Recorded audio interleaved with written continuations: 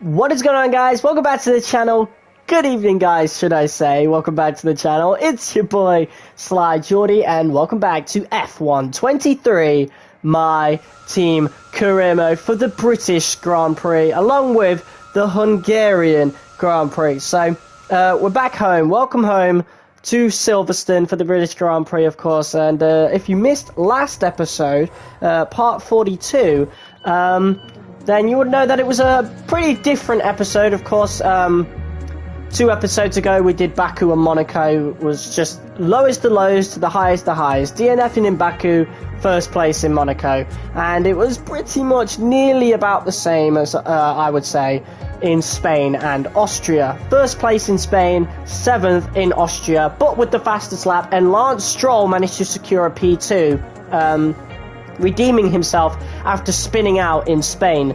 But he did get the fastest lap there as well, and Stroll could have got the win. I wanted to be able to get up there and help Stroll get the win and defend against the Mercedes of Lando Norris, but unfortunately we were dealing with a lot of engine wear, and we started to fall down the order towards the end of the race, unfortunately. Otherwise we could have secured a P3 at the very least, but engine wear to the MGU-H and the turbocharger meant we couldn't do that. So we will be replacing these parts going into the next Grand Prix, going into the British Grand Prix. Obviously, I want to make sure that we do as well as possible, and even the MGU-K we could actually replace for this British Grand Prix. I'm really debating it.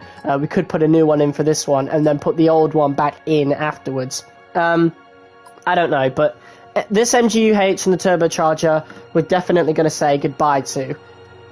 I don't know, but just checking the audio there. Yeah, we're definitely going to say goodbye to those going into this GP, but I will be using them for the first couple of practice sessions. But we actually have a special livery for this episode for the British Grand Prix, but we'll also use it for the Hungarian Grand Prix, and it's quite the throwback livery. If you guys remember our very first special livery at our first British Grand Prix in Season 1, it is the expansion livery once again, but this time in Pepsi colours, Team Pepsi Racing colours. So of course we've got the red going into the white and the navy blue, of course, but we also have hints of a purple trim around the car. I thought that would be appreciated, and it's a nice little throwback back to the team's roots of Sly Team Racing, which we will return to one day, but I'm having a little bit of fun with the liveries and the sponsors for now. So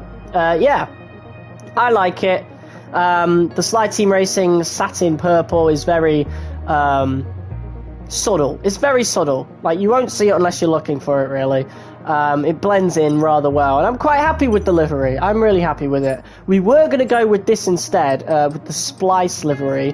I almost went with this. It's sort of like a stealth mode thing, but it's missing a lot of white, and you can only change like 2 colours on it. So I guess the lack of white could be made up for in our racing like suit, but I don't know. But after this episode, we will most likely be back to this livery, and then I've got a special occasion, another special livery, but a more permanent special livery after Zandvoort. But yeah, for now we'll be using this new livery, and there's not really much we need to do, to be honest. I don't want to be spending much money because we're getting pretty close to having to do the contract renewal for Lance Stroll, and unfortunately his market value is going up because, of course, he's bringing in better results. So, yeah, we've got to keep an eye on that, obviously, and we've got to start bringing more money in. And what doesn't help is the sponsor of Lugner. Fortunately, there's only 28 days left on this one, but I think there's a little glitch in the system where the objective, unfortunately, is the same as a primary sponsor, which is pretty sad, to be honest. So we definitely need to get that switched out immediately, because we're losing out on a bit of money. But yeah, that's pretty much about it. I'm not even sure if we even have a rivalry anymore. I'll have to have a look.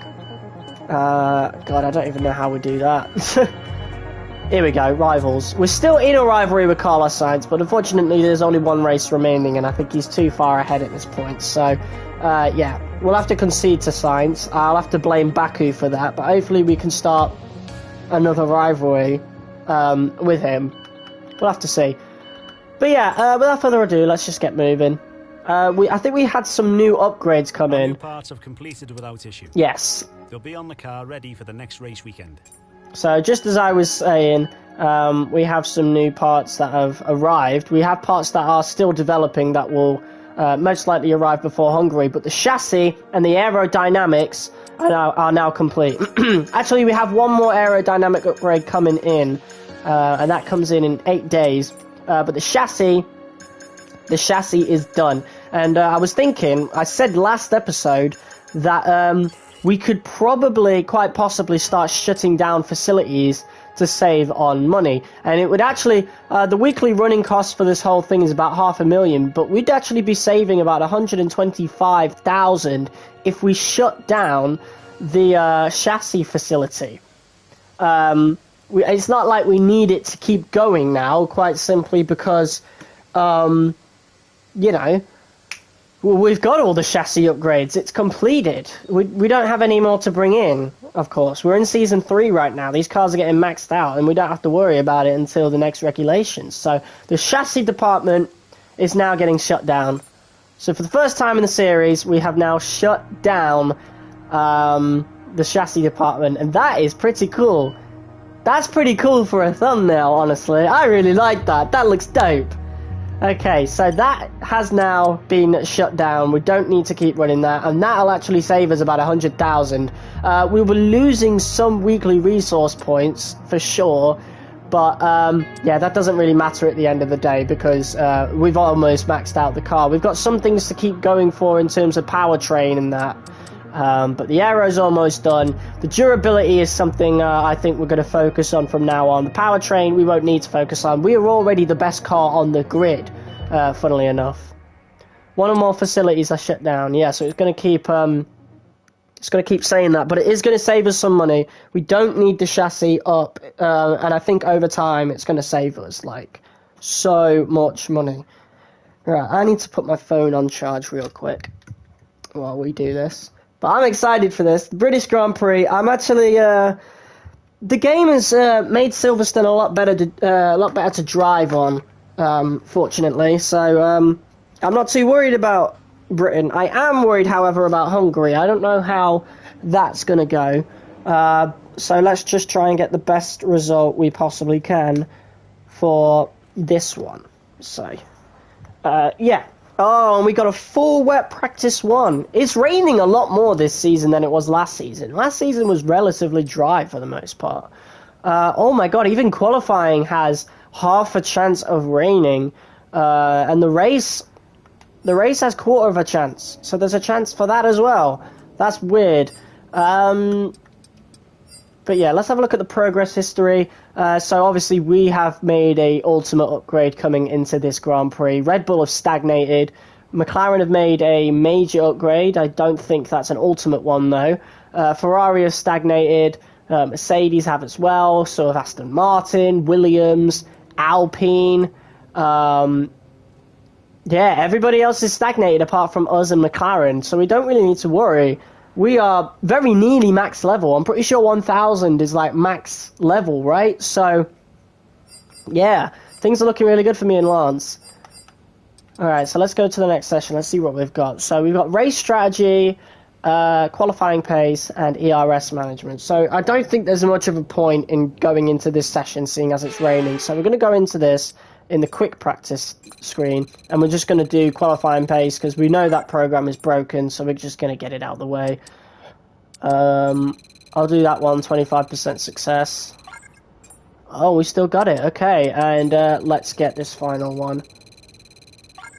Yeah, there we go. So that is qualifying pace done.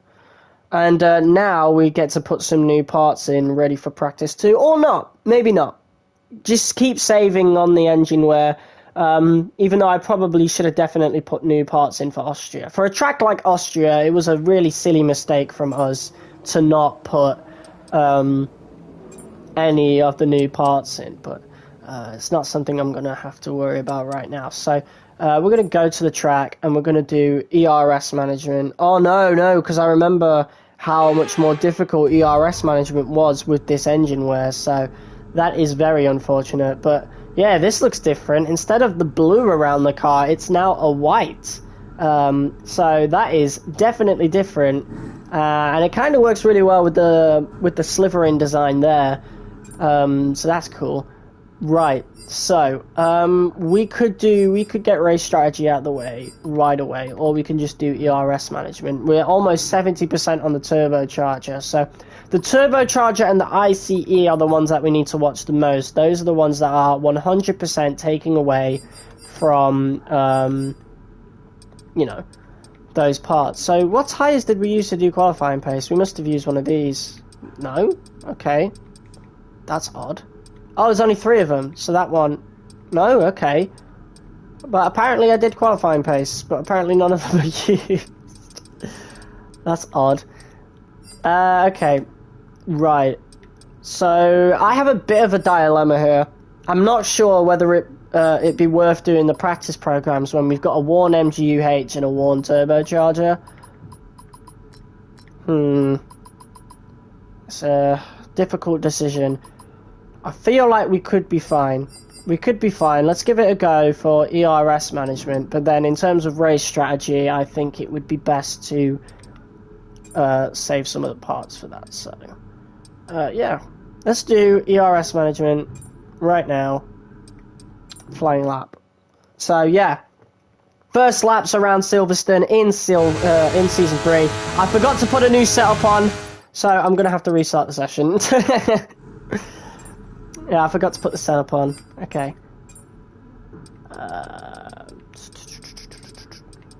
Alright. And this setup is pretty good, so I'm quite confident for it. Unfortunately, though, we only have one set of mediums, so it might be worth doing ERS management on the soft tyres. Alright, let's go. Whew. Okay. So here we are. This car's mostly white for the most part. You can see the purple trim on it as well, though. Okay, this is the ERS management test. Hit the target time whilst managing your battery charge. The more efficiently you use energy throughout the lap, the higher you'll score. Use your overtake button for maximum power, but remember that it will drain your energy rapidly. Alright. Let's do this then. So it'll give us a bit of an advantage now that we're using soft tyres.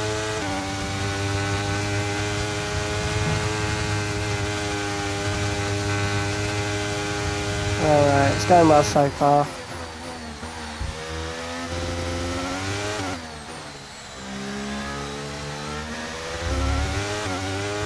Yeah!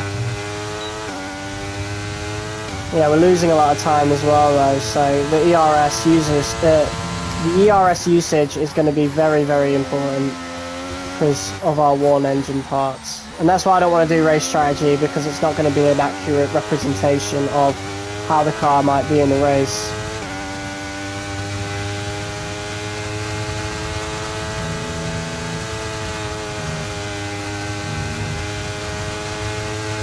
Doing really well so far though.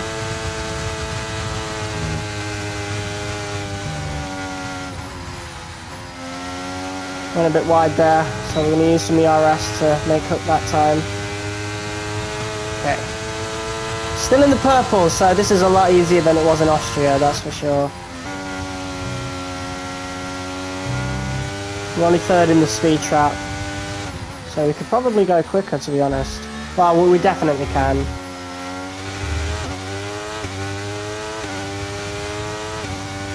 There we go. Test complete, and that was a really good job indeed. We got a lot of valuable information out of that. Well done.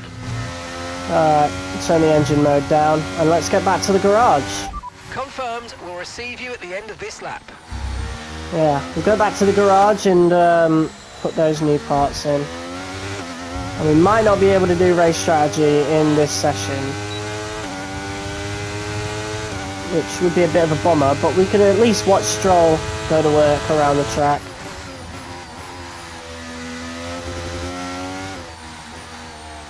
Yeah, the car feels really good around here, as expected, to be honest. I could have changed some of the colours of the sponsors. Look at how cool this looks though. This is a really cool special livery. Oof, it's lovely in those Pepsi colours.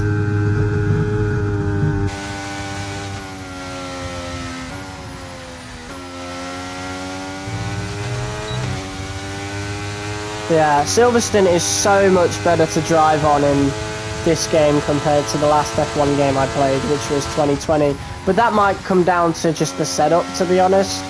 Because I never used to, you know, use manual setups, customized setups, ever in the F1 game. I just always used the, whatever the game told me to use, so balanced or increased downforce or whatever. But yeah, the car feels really good, even with the worn engine parts, so yeah, but we really want to do well here, so we're going to put those new ones in for sure.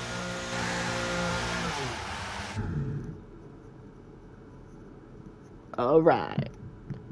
I don't think Lance has come out, or maybe he is.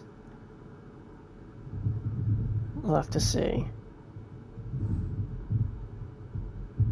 Is he here? No, he's not. He's on track. Okay, so let's go put those new parts in and we'll ride on board with Lance. Alright. Boom, new MGU-H, fit in that, and a new turbocharger. Boom. And that will take the rest of the session to complete, so yeah, everything else is relatively fine. The MGU-K, however, we'll have to keep an eye on that, because that's going to start getting worn, but Hungary isn't a very quick track. It's a lot like Monaco in a lot of ways, Hungary is. So I'm not going to replace the MGU-K then, even if it is worn. I think we can afford not to do that, so we can really save that.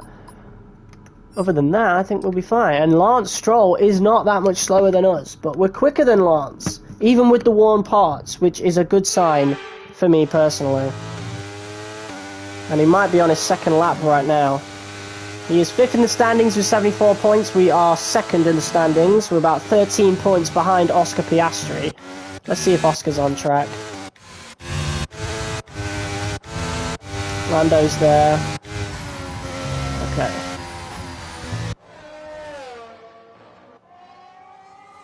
God, look at that car, man. I'm really proud of this livery. He's getting a slipstream from Teo Pourchaire. I think that's Teo. No, it's... Yeah, it's Teo. Wait, is Teo first driver for Aston? That's not a blue hat. That's definitely... That's Teo. Yeah, that would be Teo. And then George Russell is on track as well. But Lance Stroll now, getting the slipstream. Still not quicker than us. I think he was slower. He was in the 126.3. And his quickest time was just in the 125s. Which is a great sign. I mean, also, he could have some engine wear as well. I really wish we had more options with the second driver, because I'd love to be able to have a look and, you know, observe Lance's vehicle engine wear and be able to change his strategy as well. And, you know, we need more control of our teammate in MyTeam, for sure. Like, in driver career, you can keep that the same. But in MyTeam, there needs to be a little more control, for sure. But yeah, we can probably skip to the end of the session now. We're probably not going to finish first, because track evolution is a thing, but who knows? I mean, it doesn't matter regardless, but yeah. Did Stroll set a faster time? No, he didn't. Oh, he did. He did set a faster time by a few milliseconds on his third lap. We're still fastest by about a 10th. So, that's great. That's great. And Stroll is just under half a second behind us, which I am completely fine with. That pace is lovely. And given our track record as of late being out-qualified by Lance, definitely we're going to want to be better. But that is all that done. We could go out for an extra lap. We've moved down to third because Yuki Tsunoda and Lando Norris have gone quicker. But again, I'm just going to say that's down to track evolution. Lance went back out, to a close, so let's review and he did set a faster time Tsunoda, Norris, on the and mediums. The driver. Sadly, it's time to say goodbye as free practice is over. However, we'll be back Oh my shortly God. for more Formula One action. Yeah, so that must be track evolution because he set a faster time on the mediums and stayed consistently within that time. So track evolution, there's a lot here at Silverstone, so that's a really good sign. That is a very, very good sign. I'm happy about that. I'm happy about that and I'm confident about that. So Lance Stroll right next to me in the standings. That's where we need him. We need him close to us as much as possible because we want to win the Constructors for the first time, which I've never actually done ever in a career mode. Well, unless you count. I mean, I think I did it with Mercedes in F1 2019, but it didn't feel like my win because I spent the first half of that season at Williams. So, yeah. But it feels more important here anyway because this is my team. Alright. So now all we've got is race strategy to do. So we'll go straight out and do that, although I don't think we'll have any mediums spare. I really hope we do. No, we don't. I didn't use them, but whatever. I probably should have gone out just to use one of the softs, but yeah, looks like we'll be using the softs in this race strategy, unfortunately. But we do have some new parts, so that's what matters. Don't push the car just yet. Track is still green. Try to take it easy for the first couple of laps. Right, so now we're going to get an accurate representation of the car's pace.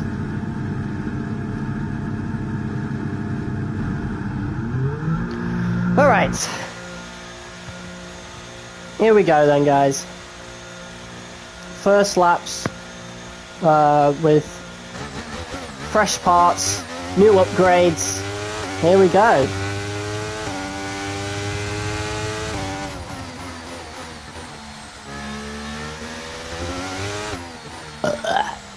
Sorry. Alright. Yeah, the main issue we've had with this car this season is that it is too fast. And that's an issue that a lot of YouTubers have with the MyTeam car, is that basically when you get to a certain point in the career mode, you kind of run out of brake upgrades. And yeah, you just keep doing... We've still got powertrain upgrades to go. Like, we're the best car on the grid in terms of the R&D chart, but we still got a load of powertrain upgrades to go, which is just not a good sign at all.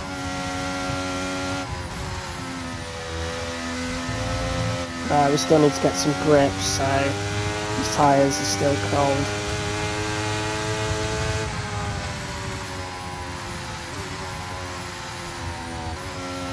Alright, let's get this first lap underway then. 5 laps of Silverstone in FP3 coming up. Let's see our pace.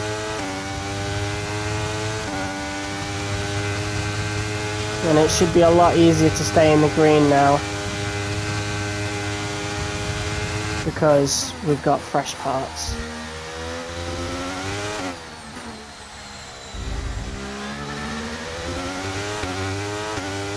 Took a bit of curb there, so we did lose a little bit of time, but it's fine.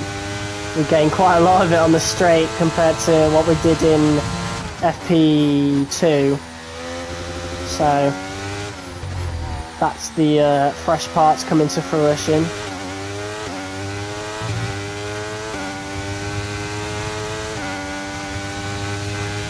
Yeah, we're just gaining and gaining.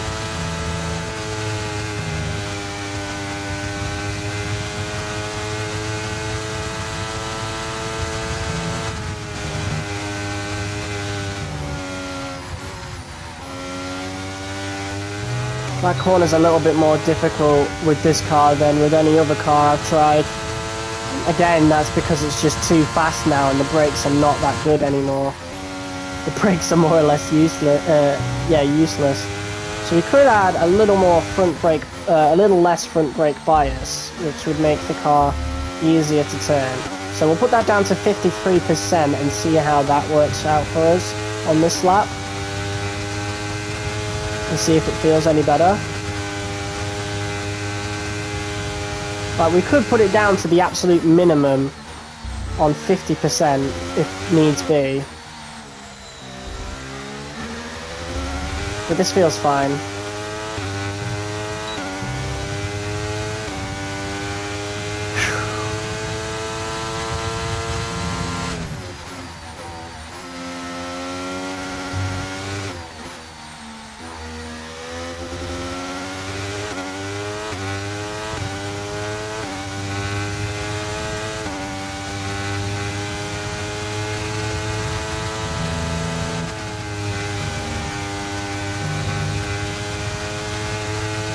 Yeah, it feels really good. I'm really confident about qualifying.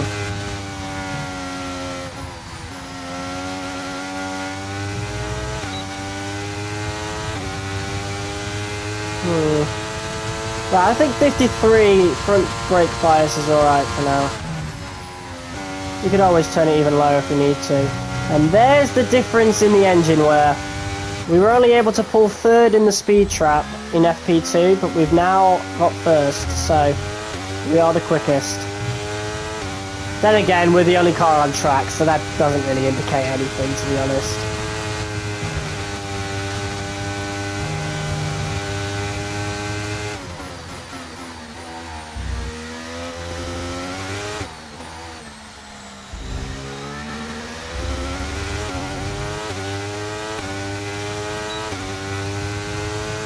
Alex Albon in the AlphaTauri's on track.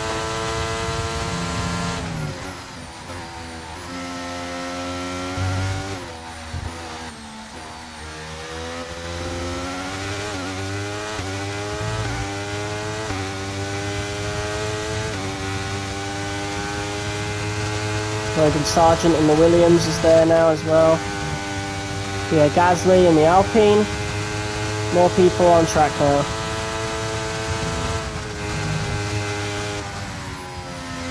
Got a bit too wide there. We've lost a lot of time on that. Jesus. It's fine. We're still good. Alright, let's hope we don't have to do that in qualifying. And we're now third in the speed trap, so I think that comes down to powertrain upgrades. But in terms of everything else, we are the quickest car on track.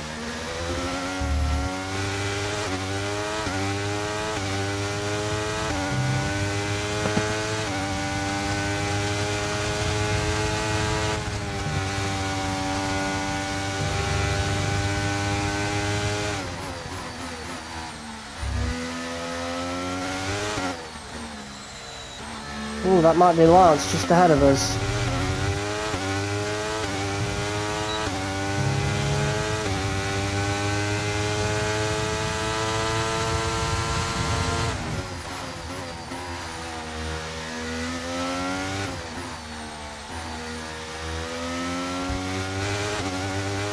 If I could catch up to Lance, we could probably get a good thumbnail, to be honest, so let's do that.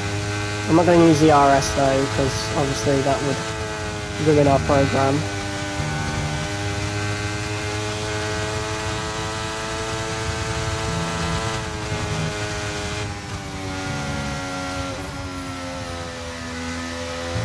Yeah, it struggles. That was the best entry we could have had then. But half a second slower, apparently. That might be tyre wear, yep. 24% on the tyre wear.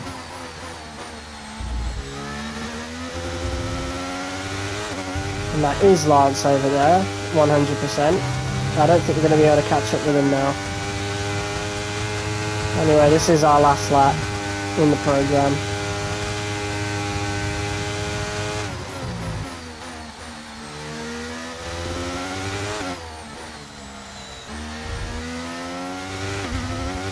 How come Silverstone doesn't have a sprint weekend, man? Doesn't Silverstone sprint sound so, like, right?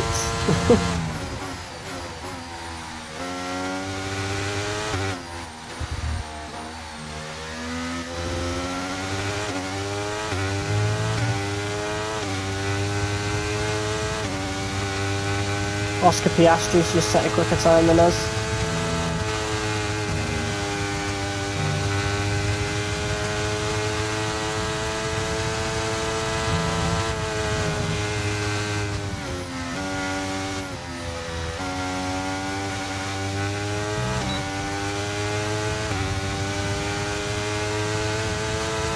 Let's get a slipstream on Albon. Make up some of that time that we lost. God, the car does not want to turn through some of these corners.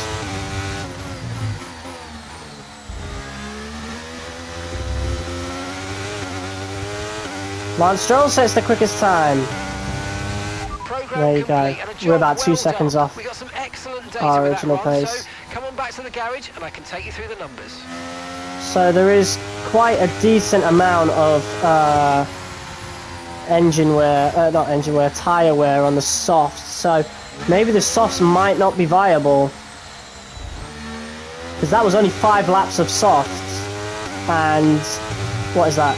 30% wear! Oh my god!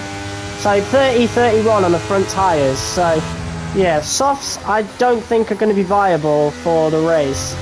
So we might be looking at a hards to mediums strategy, to be honest. Which might make us slower for the race, but...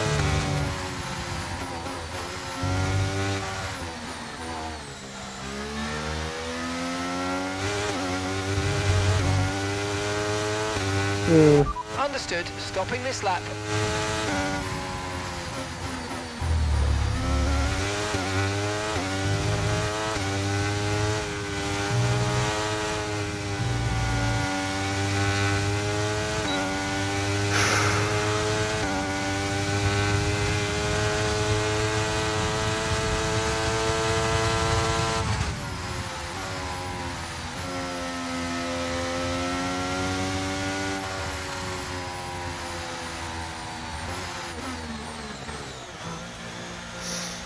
Alright.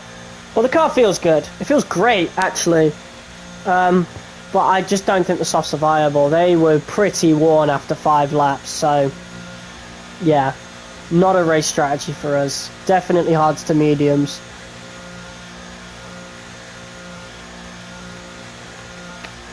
But the issue with that is that we haven't had the chance to test the mediums or the hards, which is very unfortunate.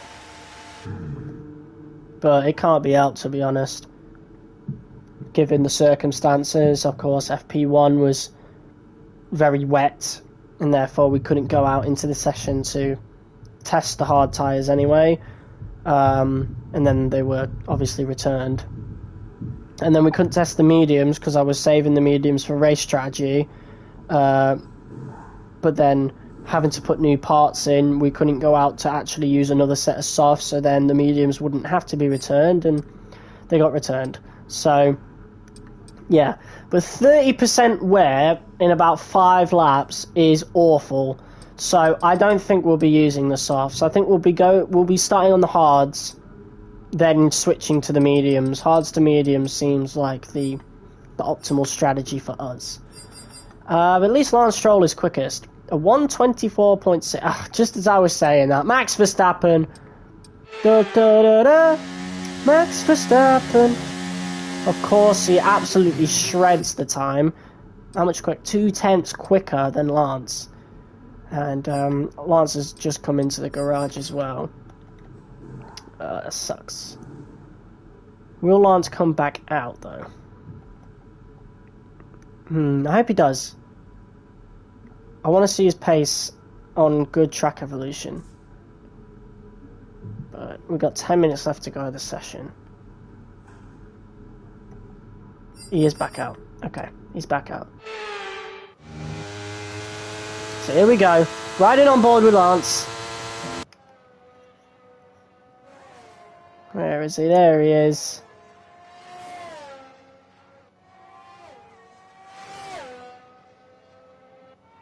So let's see if he can beat Verstappen's time.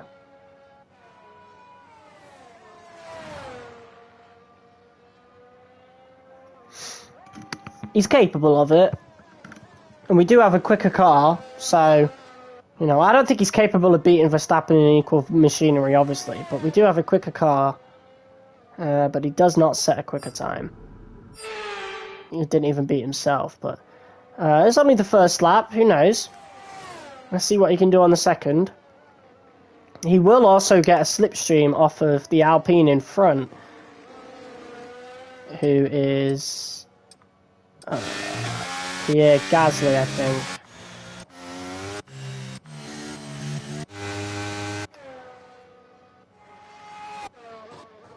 Oh no. I think that was Lance's only lap, so he might have been doing the qualifying pace practice program. Yeah, he's on an in lap now. So he was just doing qualifying pace. Well, he probably failed it, considering he didn't even beat his own time. Or maybe that wasn't his first lap. Let's have a look, shall we?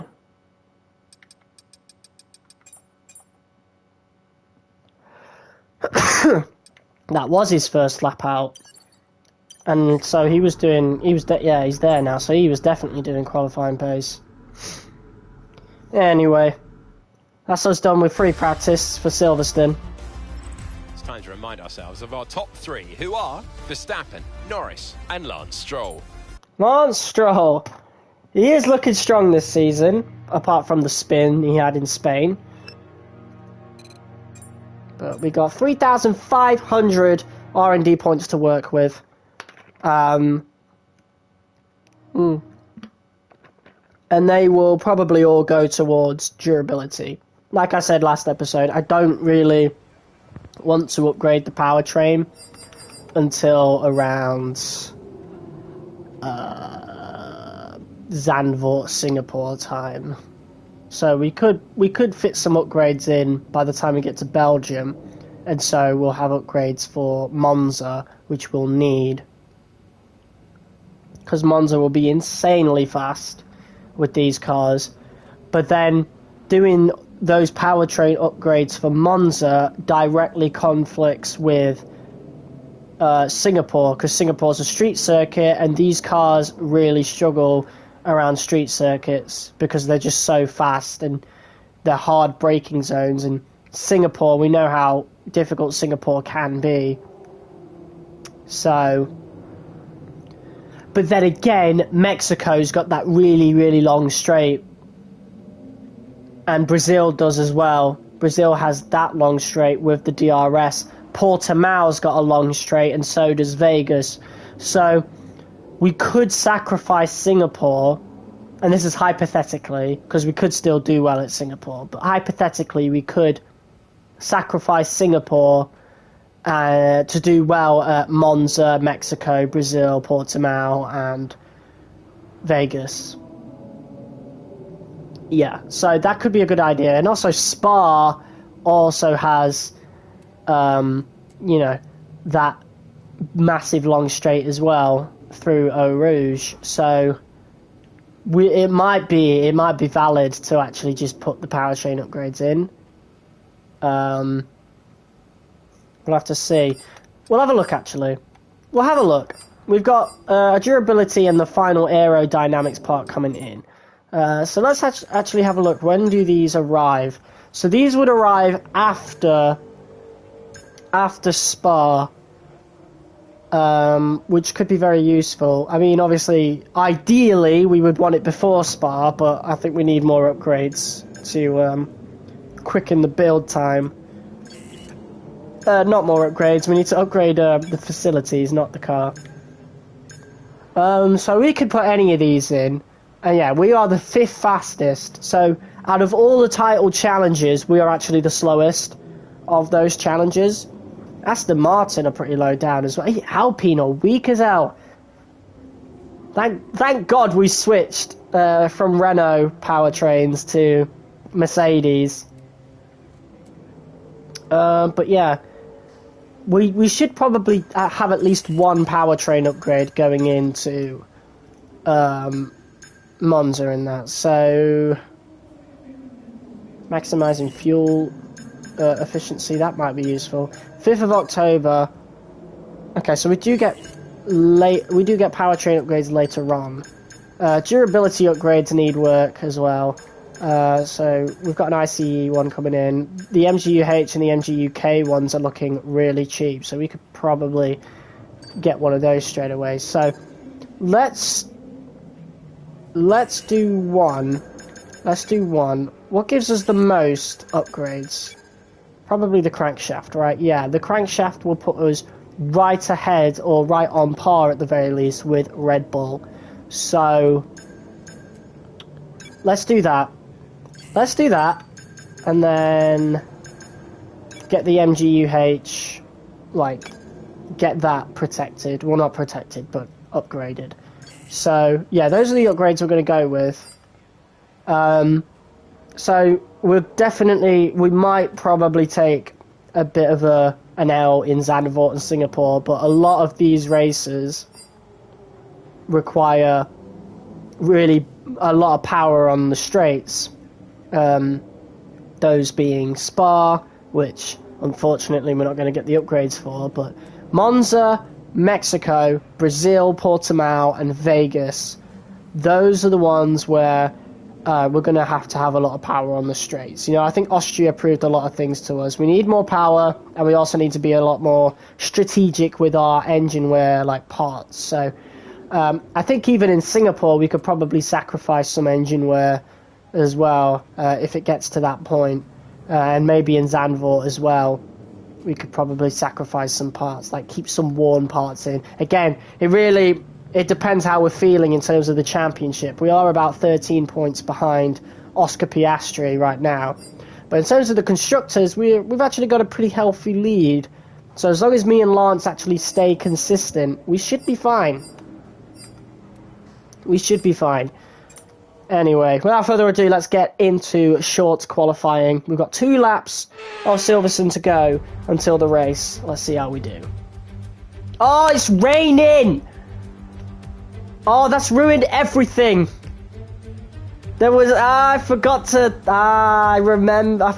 about it, but we did see that there was a 50% chance of rain in qualifying. And we're on Inters. Oh, no! Damn it. And I can't sacrifice the setup because I know the race is dry, so we might have to take the L in qualifying. There was a 50% chance of rain. And yeah, okay. Looks like we're just going to have to go for it. We'll have to set a flying lap. And then we'll have to put the front brake bias low. This is a disaster, guys. Alright, so let's put the front brake bias all the way at the bottom. And we'll see what we can do. We're actually quite strong on Inters. And I mean, we were pretty strong on Inters last season at the British GP. So this could still work out quite well in our favour. Anyway, here we go then. First lap around Silverstone in the wet on the Inters. Let's just see how we do. And we've already oversteered. Yeah, we're gonna have to make some big changes. Jesus, this is not gonna work out well. So we've definitely got to let go of the throttle going into this corner.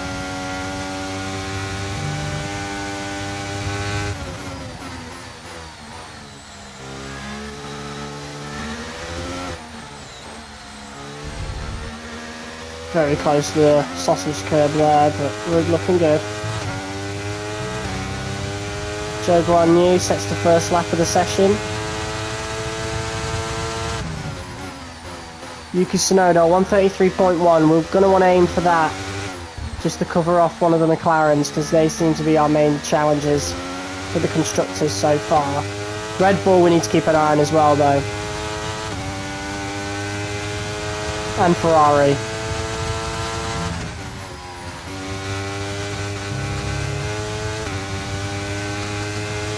The good thing about this, though, is that we could probably set multiple laps since we're on the Inters.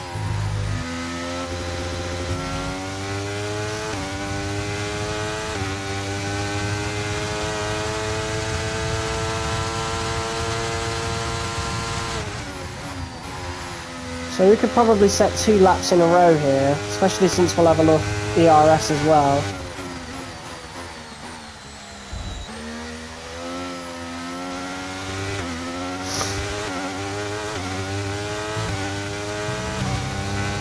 Right, fastest lap of the session. And 1:33.6. I feel like we could beat that. We've gone wide there.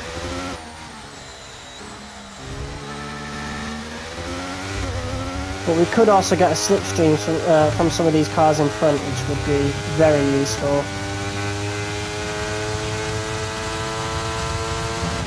And then there's also the case of track evolution as well.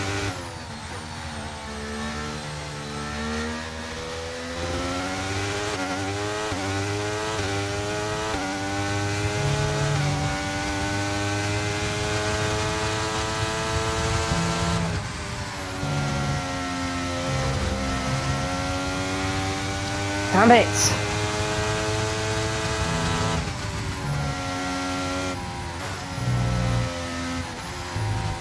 Turn too early. Yeah, that lap's dead. Switch the RS off.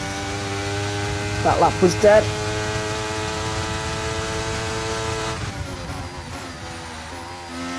Yeah, this is going to be a longer qualifying session because of this, though. Okay, I think the track's going to be drying out quite soon. Be careful you don't burn out your tyres.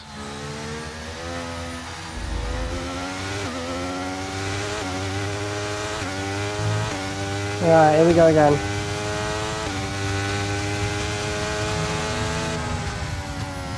Too deep.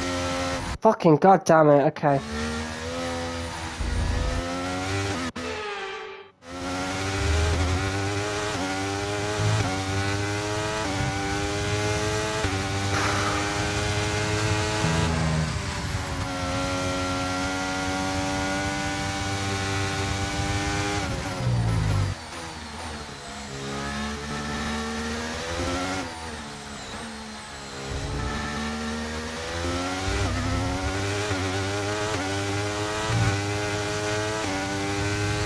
Alright, that was a pretty good first sector. Almost 2 tenths up.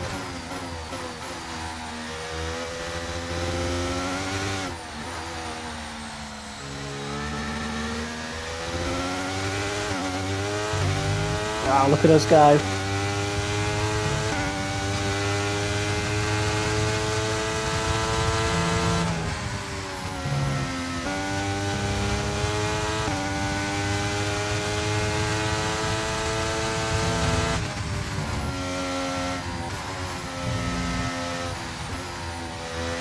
That is the best section we've had around there. We've gained so much time from that.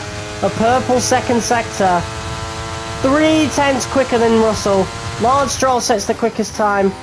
A 1:32 dead. But we could go even quicker.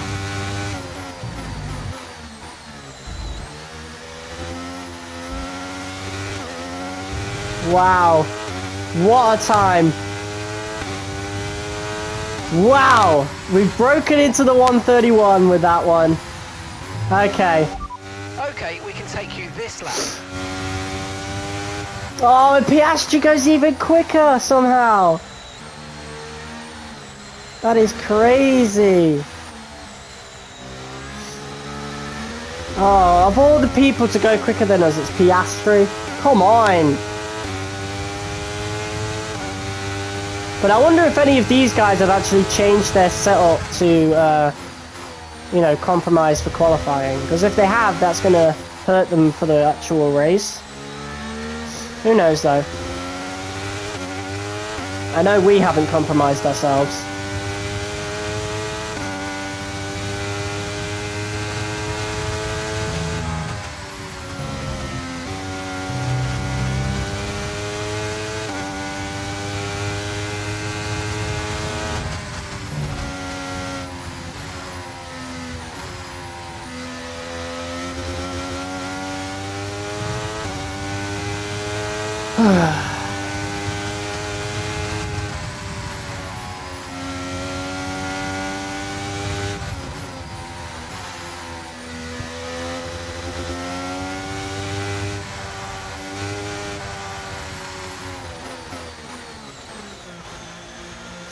Alright.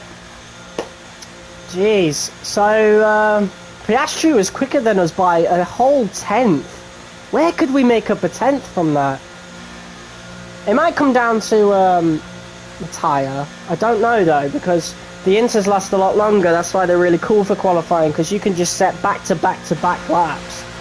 Unlike the softs in, you know, normal conditions, where you can only set the one good time. Two, if you're lucky and the tyre wear ain't too bad. But I'll take it for now. P2 in qualifying for now. And then, of course,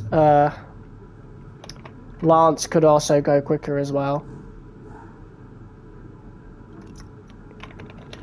I think the important thing is that me and Lance are next to each other. So in terms of the constructors, Yuki is not doing too well. Like, he's P12 in that McLaren. Whereas Oscar Piastri is, like, right there. He set one lap on those inters and beat my time. That took me about 3 attempts to get. So we're going to have to really pull it out the bag for the final lap, for sure. Unfortunately.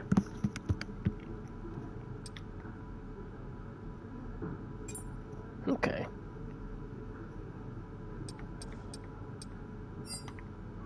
Alright, so I think we're going to only set one lap on the inters, to be honest.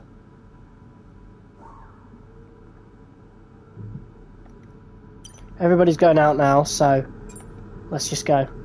Oh, switch to the recommended compound. It's the softs! We're on the softs! So this is going to be a crazy ending to qualifying, guys. It's going to be absolutely crazy. We still have enough time to complete the session. We've got about 30 seconds to make it. I think we've got it, it's fine.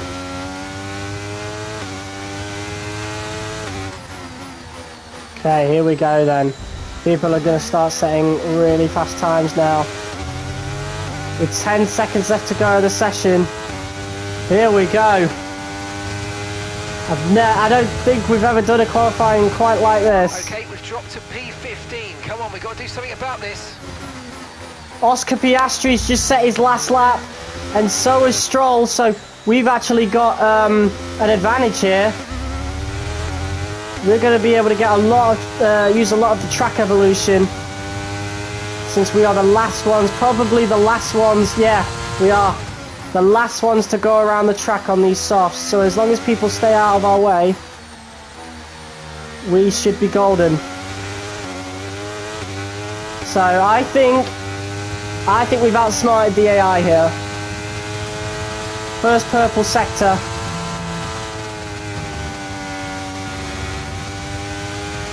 There's a little less grip, obviously, so...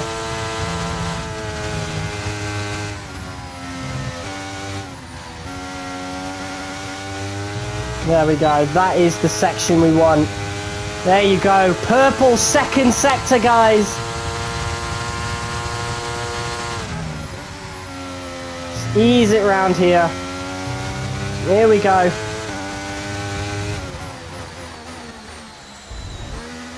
Took a bit too much curb there, but I think it's fine. A little bit of a slide there, that might cost us. What is it going to be? Come on! Pole position! Nice work! What a qualifying! What a qualifying that was! We went out at just the right time as everybody was completing their final laps. And that's why we tried to go at the last 2.5 minutes. With qualifying finished, it's time to remind ourselves. Oh! It's a 1-2! The owner driver, Stroll and Max Verstappen. Qualifying wrapped up, we now have our grid line up for the big race tomorrow. Oh my god! Be sure to join us then for what will no doubt be a fantastic race. It's a 1-2 for Team Pepsi Racing. Lance Stroll, P2. We are P1. That is awesome. That is absolutely awesome. So I did forget that Lance Stroll actually did set the fastest lap, and we didn't see anyone else set a faster lap before we finished. That's awesome. Let's fucking go. The very first 1-2 in qualifying. Sorry. Very first 1-2 in qualifying for our team. Let's see if we can convert it into the very first 1-2 in the race. Wow, that's awesome. And we were 1.5 seconds quicker. That's how much that's how important the track evolution was. That's how important that was. What a great qualifying. Oh my god, that might be the best qualifying session we've had all series. That might be the best qualifying session of the series for sure. That was so fun. Oh my god, and we're starting P1, P2 in the home GP. You can't write this shit, and you couldn't ask for any better. That's awesome. I'm so happy about that. Let's go! Alright, so there is a 0.25% chance is the race. So hopefully it doesn't rain during the race, because then I think we'll be in a bit of trouble. I don't know. But this could be our chance to take over top spot in the driver's standings and increase our lead in the constructors. Because Yuki's dragging McLaren down right now. Piastri is carrying that team. Whereas me and Stroll, we're holding our own weight, which is awesome. That's got me so excited for the race now. Oh my god, that's awesome. Ugh. Amazing. I'm so happy about that.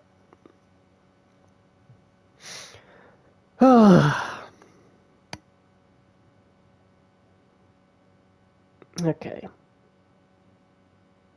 Bit of a longer loading screen this time. Hopefully it's not raining though. If it's raining, I'm gonna cry.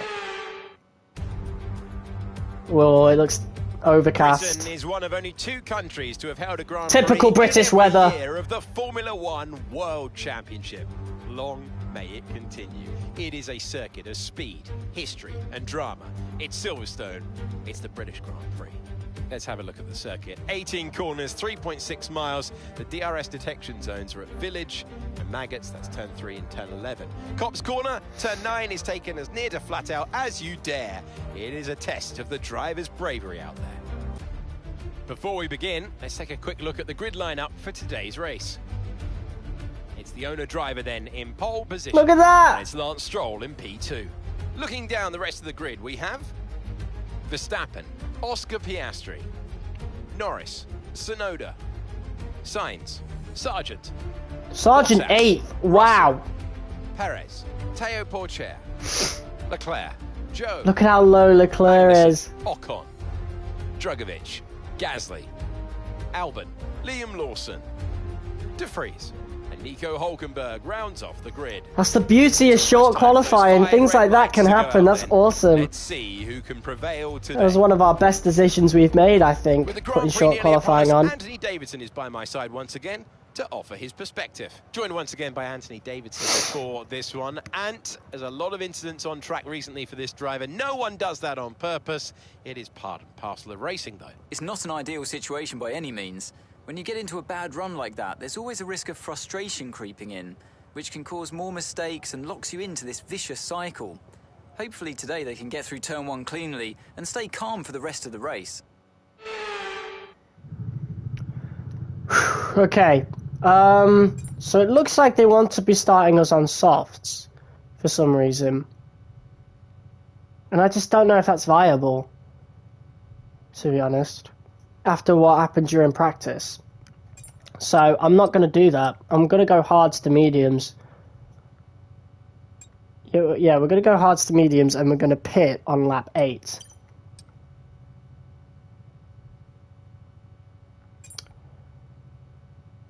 Yeah. No. We'll pit at lap 9. We'll do the lap 9. And look. If you look at that, softs to hards is only a second quicker, which says something. If we put that on mediums, wow. So mediums to hards would technically be quicker. So yeah, the strategy screen agrees with me. Softs are not that much quicker, and I guess we make up a lot of that time in the first couple of laps. So I think it's safer to just go with the hards and then go on to the mediums. It's the only safe decision in my opinion. Yeah, we'll do that. The formation lap gets underway and every driver will be looking to settle in for the race ahead, making sure their car is ready for the battle once the lights go out. So this is a very Lewis Hamilton at Portimao Season 2, last season for us, situation. Hamilton was the only one that started on the hards. And now we look to be copying that. Want to earn some valuable points from today's race, with final communications being done with their race engineers, ensuring their planned strategies are all in place. But yeah, if you guys remember, Hamilton was the only one that started on hards in Portimao, and yet that was the best decision ever for him. We were lucky to win that race, so we'll just have to see what happens now. If Lance overtakes us, I'm not going to fight him. I am not going to fight Lance at all, but I will fight everybody else. We're definitely going to be very slow in these first couple of laps, for sure, since we're 2 compounds slower. Although I think Verstappen's on the mediums. I think that's what I saw. Yeah, Verstappen's on the mediums. Here we go, 5 red lights. For the British Grand Prix, we are now underway, and it's a slow start for Lance, and a very quick start for Max Verstappen, as we now go into turn 1. If you guys remember, we had a great fight with Max Verstappen, Silverstone Season 1. Stroll has fallen to P3, but I think we'll be fine still.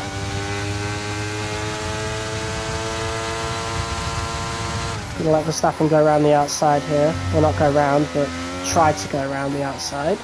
And we'll take the inside and defend that quite well.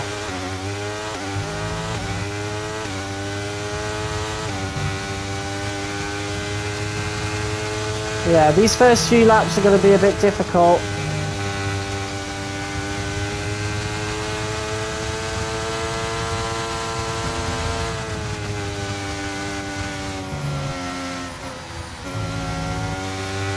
There we go.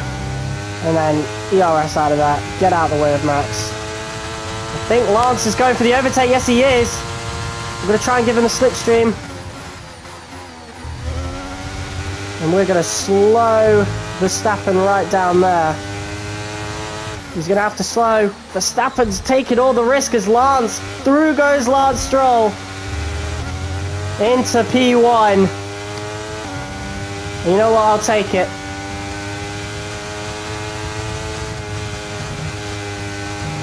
I'm not going to complain about that at all. We fought both cars that we could have fought both cars, but I obviously prioritised fighting Verstappen, and we'll just let Lance have the easiest overtake of his career. And now it's a matter of keeping up with Lance to see if we can, you know, get as much DRS as possible. I just control this race as a pair, as I originally wanted to do in Austria. But it looks like we could actually do that now.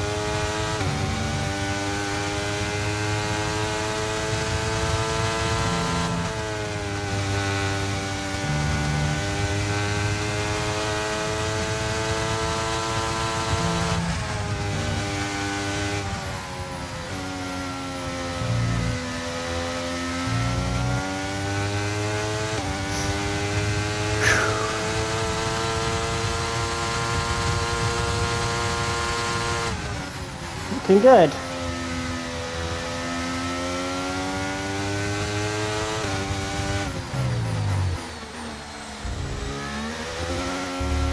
Verstappen's going to keep up with us though, and now DRS is going to be enabled, so yeah. Okay, DRS will be enabled this lap. You can use it when you're within 1 second of the car ahead and in the DRS zone.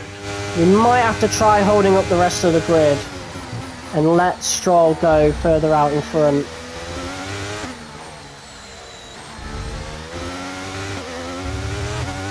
There's no real point in chasing after Stroll, so I'm not really going to try. But I am going to try and keep up with them. At some point those tyres are really going to go off though, which will be around lap 5, so I am assuming that we're probably going to retake the lead at some point.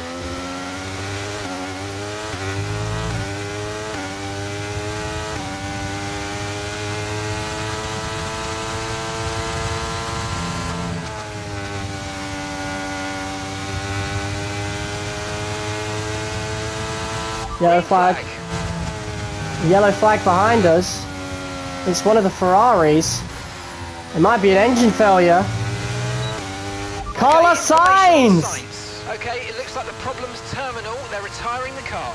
We did say we were hoping it was going to be either Sainz or Piastri who get an engine failure and get a DNF, so that would help us in the points. Verstappen putting some pressure on us again, but we did make it to the corner first.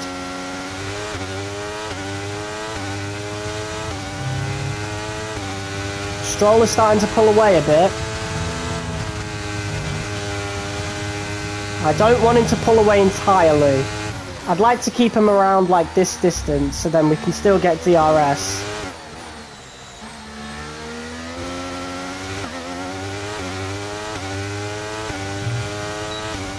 But the hards to medium strategy is looking pretty viable so far. So I'm really happy about that.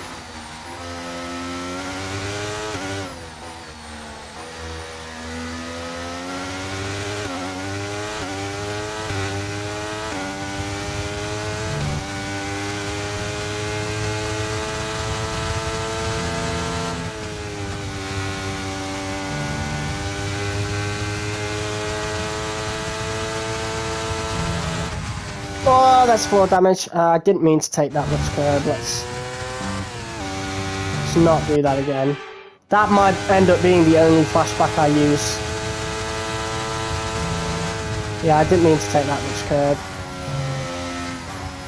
Hell, I don't even think that should have given us 4 damage, to be honest. It didn't feel like it should have. Made a little bit of a mistake going into that corner, though, and now Max Verstappen is coming down the right.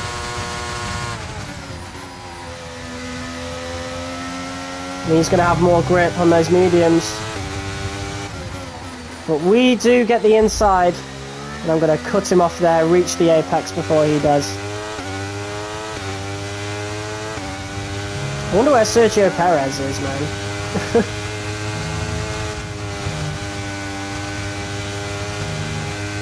I'm hoping that Verstappen ends up fighting Piastri. I don't know though, he'll obviously have better tyres.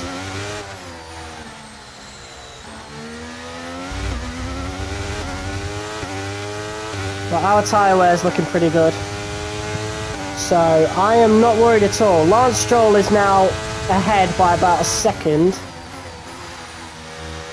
So that's really good news for us. I mean, obviously we would prefer it to be us, but he did overtake us fair and square, and yeah, the strategy changes. We put the team first, and so Lance is allowed to keep that first place. I'm not going to try fighting him for it. But what I am trying to do is keep up with him.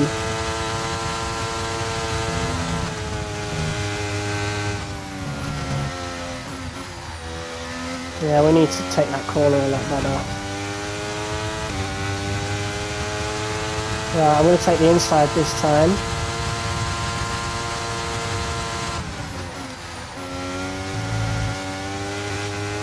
Whoop! He's had to go outside there. We're going to switch back and look to go for the overtake through here. And it's worked. And we've actually backed him up into Piastri. There was no contact there. No contact there at all. That was nice hard racing. But that might hurt us a little bit because it's now the championship leader that is behind us.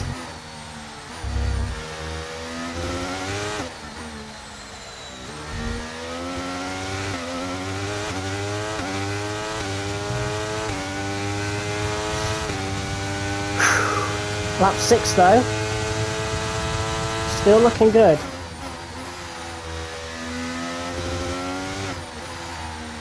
There's only a few laps to go until our pit lap. I think lap 9 is when we're pitting. Yeah, halfway through. And then we'll be on the mediums and we'll only be quicker.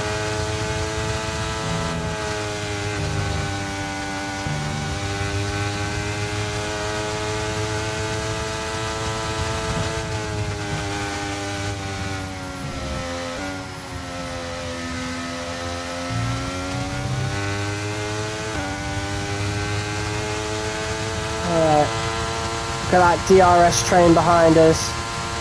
Technically we're fronting it, even though we do have a pretty nice distance of about half a second. But Piastri is going to be gaining quite fast.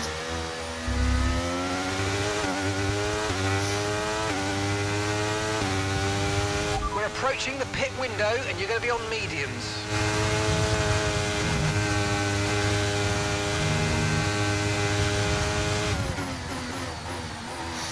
Okay. We are catching up to Stroll now, which means those soft tyres are now starting to go off. So hopefully us catching up to Stroll means we can pull away from Piastri.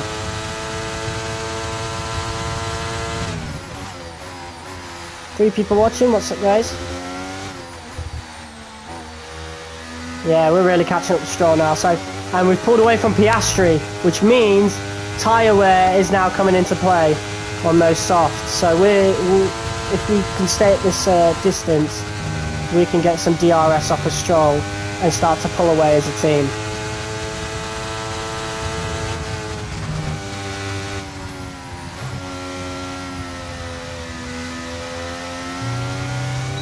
Yep, there's the DRS. I'm not going to use too much DRS.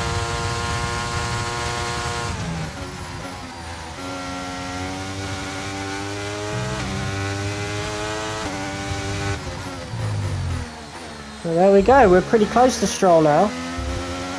There's the tyre wear coming into play, and Verstappen proves that because he's now ahead of Piastri. So those soft tyres are now going off. The gap on the car behind by 5/10 a lap. Those soft tyres are going off. So you see why I didn't want to go on the softs if you weren't here in qualifying? Not qualifying, practice. I knew those softs weren't very good. And maybe from now on we should probably do race strategy on soft tyres, because that was very, very helpful. Us doing race strategy on the soft tyres instead of the mediums has proven to be very, very helpful.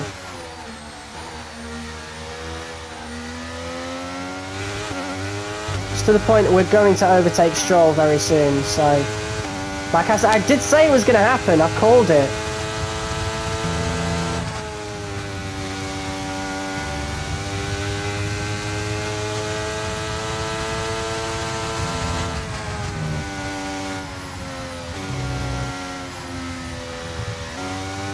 Right, overtake coming up.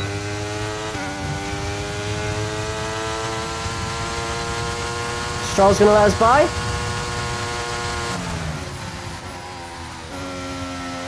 Gonna try and give him space. Oh, Lance! Okay, we think the underbody's incurred some slight damage, but nothing too serious at the moment. Just be careful. Lance, let it go! You're costing us time. Damn it. We're going to box this lap. That's the issue with the AI in this game. They won't care if you're a teammate. I tried to give him as much space as possible, but he really didn't want to let that go. We'll just have to pretend that didn't happen, because that's just purely down to the game's coding. They don't care if you're a teammate. We're pitting this lap anyway, so... you know. Get me out in front and then I can give Lance, you know, DRS, can't I? So I'll probably let him pass. I'm not going to use the RS now. So if he passes us, then, yeah. We'll just let him pass. Here's our pit laps now. He wants to pass now? Okay. We'll let him pass. He could have waited, he would have got DRS, which would have made him quicker, but the AI not going to think alike. It sucks, because F1 Manager, you know, you can tell, you know, the guys on your team to, like, back off or whatever, like, don't fight, and stuff like that. Anyway, we're going to undercut him anyway, which, you know, I wouldn't like to do normally, but at least we're covering off these guys. So Sonoda's in P2 now. Stroll's got a 4-second lead, it looks like, or a 3-second. And we are going to turn in and get these mediums on. Okay, let's go. There's a good pit stop, let's go. Perfect job from you and the crew there, mate. We're delighted with that. So Norris has jumped Verstappen in the pits. Up to speed now. Let's get some heat into those tyres. And Piastri, or he overtook them beforehand, but either way. Looks like Norris and Mercedes are definitely looking a bit stronger this season. And maybe a little comeback might be on their hands, but we've got a nice little healthy gap of 1.3 seconds. Okay, the underbody's taken some damage. You might start to notice it soon. Yeah, but how much is that damage? It's very, very minor. So I don't think it's going to matter that much.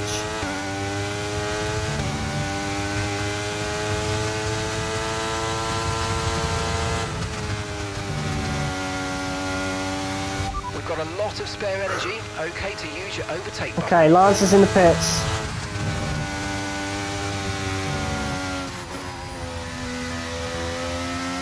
Let's go. Lance is in the pits. Is he going to come out of the pits in time to stay in front though? Or are we actually undercutting him here? I'll have to see.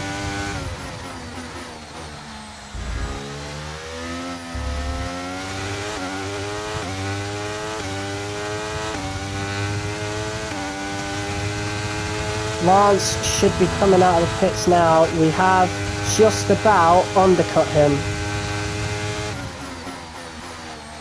And he's on the mediums as well. He's on fresher mediums, so he might end up quicker than us at some point. On the final lap, basically. He's going to get DRS though.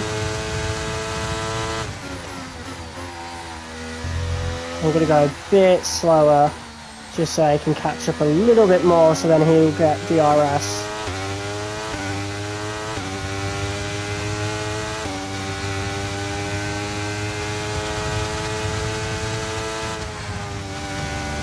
If Lance legitimately overtakes us again, I'm not going to fight him. We're still ahead of him in the driver's standings, so it's not something I need to worry about too much. But we had a bad turn there, so I'm going to let him pass.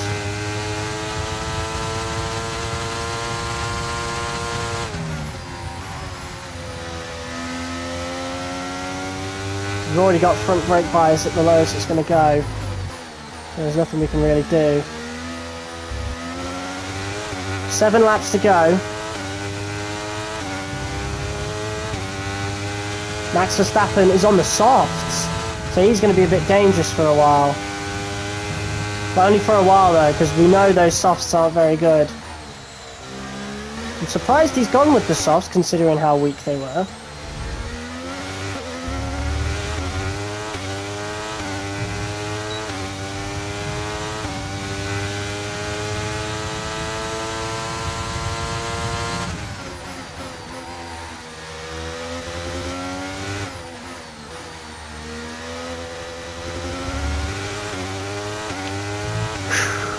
It's going really well so far though. A 1-2 in the home GP.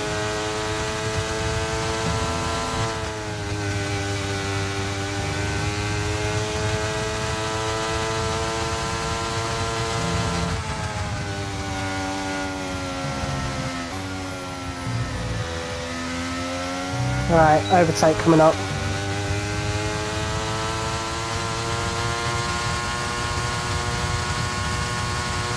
And this time we're going to get it done before the corner.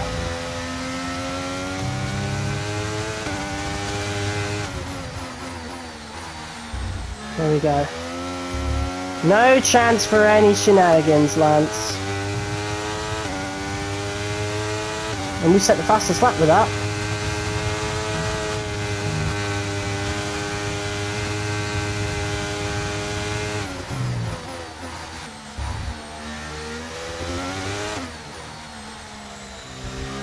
This is great teamwork, by the way, like, wow.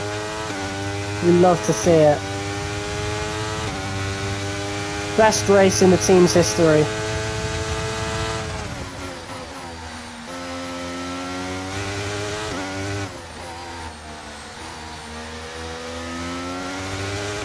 I might end up overtaking him again.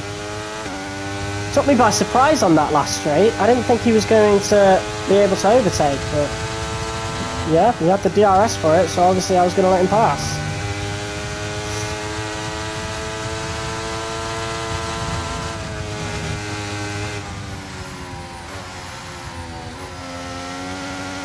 That's not good.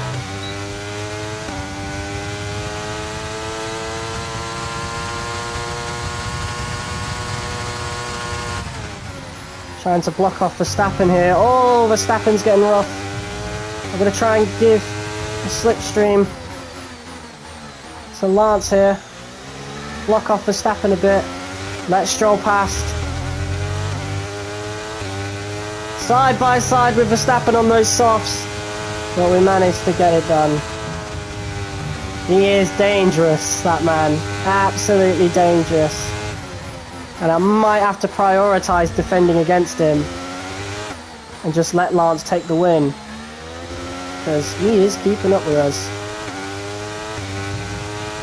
So I think that's what I'm going to do. I'm going to prioritise keeping Verstappen behind. We're going to prioritise maintaining this 1-2 as much as we can. We do have a lot of ERS to spare, to be honest. So if we really wanted to win this race, we could. Okay, that's us with 5 laps of fuel remaining. 5 laps of fuel left. Okay, that's good. Yeah, if we really wanted to win this race, we really could. It's there for the taking, but I'm not desperate for it. Piastri is in P6. Oh, Verstappen got really close to us then. I think Stroll was looking to let us pass there. Oh, a bit of contact, I felt that. Don't know if you guys saw that little jolt in the car, but Verstappen is getting pissed. He doesn't like that. But yeah, he's dangerous with those softs, so we're definitely going to have to prioritise this.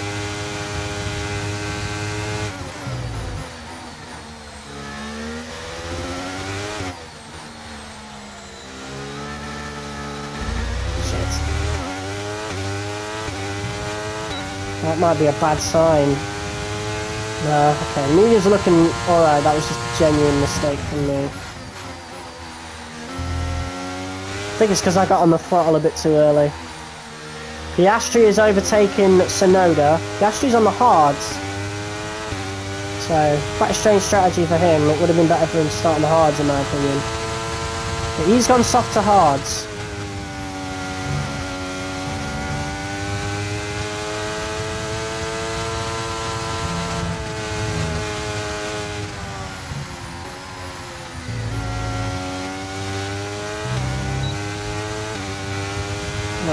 Let's try and keep it with Stroll.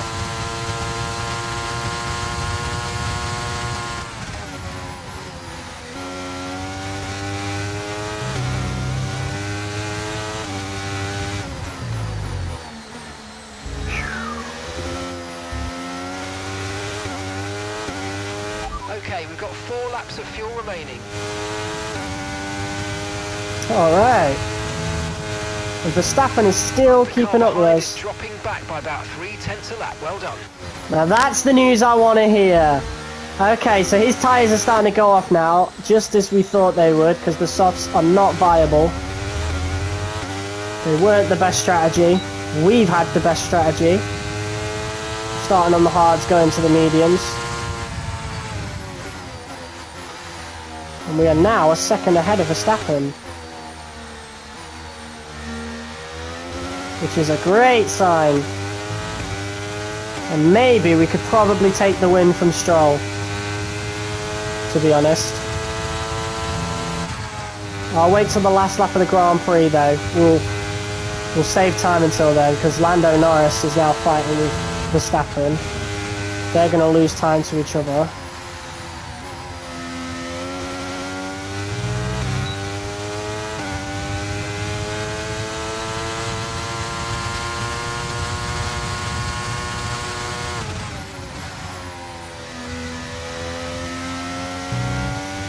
Alright.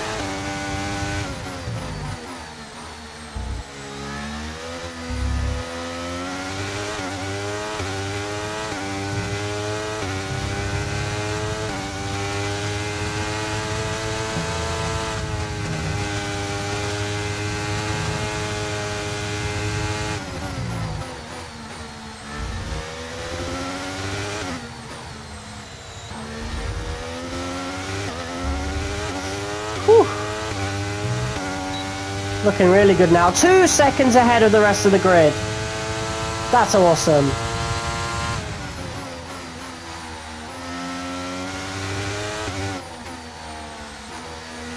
Piastri all the way back in P5.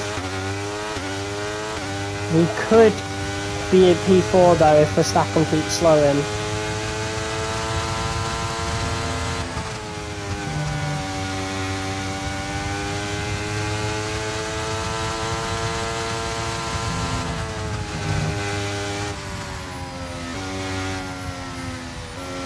We need to get better in that corner. Oh my god!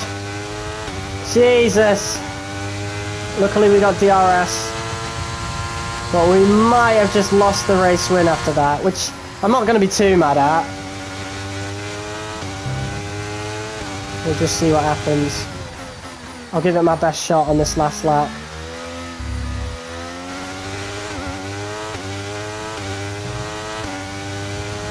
Okay, we've only got 1 lap of fuel remaining. Okay, final lap, let's go, final lap.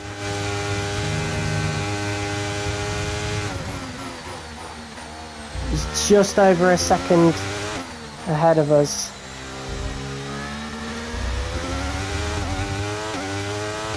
He might have done it!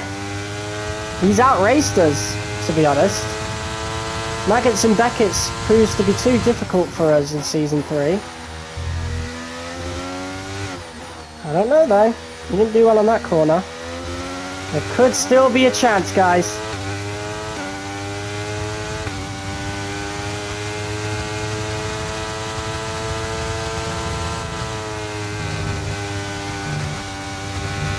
Yeah, tyre wear. Well, he's definitely got less because he hit a lap after.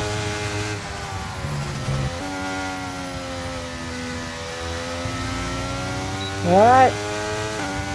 He's done it.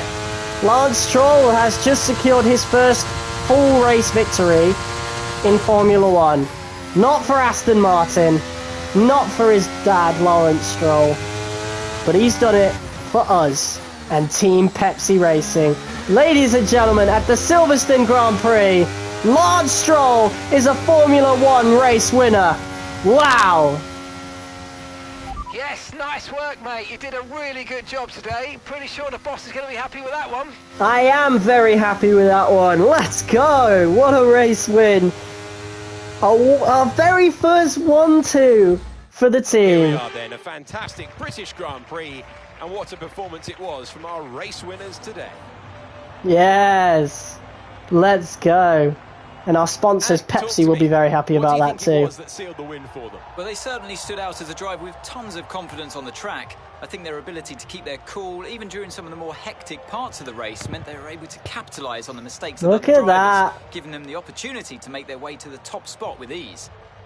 Lance Stroll gets his first win in Formula 1 for us. Thoroughly exhausted after the excitement of the race. Look at that. I'm sure it's nothing compared to our drivers here. They've worked hard to make it up there, and it's great to see them make their way out onto the podium. A double podium once again for the team, and this time it's Lance Stroll on the top step of the podium, and he deserved it. He outraced us, to be honest. He had the fresher tyres since he pit a lap after. And he was just better through Maggots and Beckett's. Of course, our car, the brakes are just not good enough through there. And yeah, but I mean, it was an honest mistake on the second to last lap. So yeah, there's nothing else to say except he did outrace us. But of all the people who could outrace us, I'm glad it was the teammate because it helps the team. That's all that matters. So let's review the drivers' standings. It was not the best weekend for our championship leader, and their advantage at the top has been reduced. Oh. Let's focus on driver of the day, Anthony Davidson. Who do you pick? Lance Stroll certainly put in an impressive performance today. No doubt his team and fans are extremely proud. Let's move on to the constructors. The owner drivers team moved to the top of the table. Meanwhile, a strong weekend from Red Bull this time out, and they improved their position in the championship. Wow. An event like that, who knows what the sport has in store for us next time? Be sure to join us again as we continue to bring you the latest excitement in Formula 1. So, with Lance Stroll's victory, the very first 1-2 in the team's history here, we are now only 2 points behind championship leader Oscar Piastri, Lance Stroll has leapfrogged from P5 into P3 in the driver's standings. He is only 11 points behind us, so we could see Lance Stroll in a championship battle. Would you believe it? That would be absolutely crazy. And we extend our lead in the Constructors. That is what matters. So let's view the highlights, and we'll get a good thumbnail out of it as well. And we're going to get a proper thumbnail this time. I'm sick of just doing screenshots of the highlights. They're pretty mid highlights. So, yeah. We'll get a pretty good highlight here. God, this livery is awesome, though.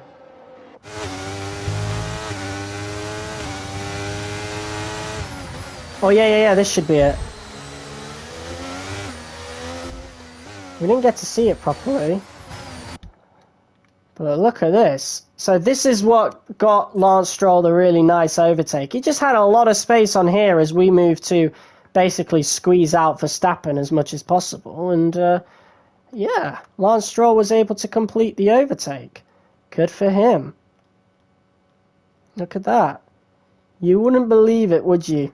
Lance Stroll is a Formula One race winner. Okay, let's do the weather override. And we'll have a nice clear one there. Oh yeah, we should probably put some motion blur as well, like I did for the Portimao, the Portimao one. Although we could probably let it go a bit further.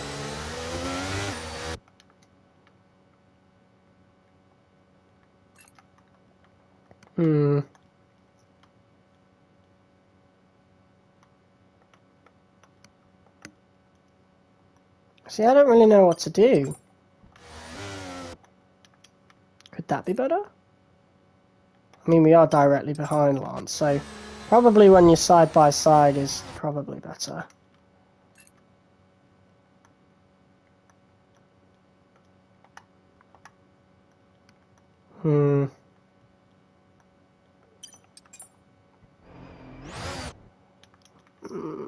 Okay, we could probably go with that.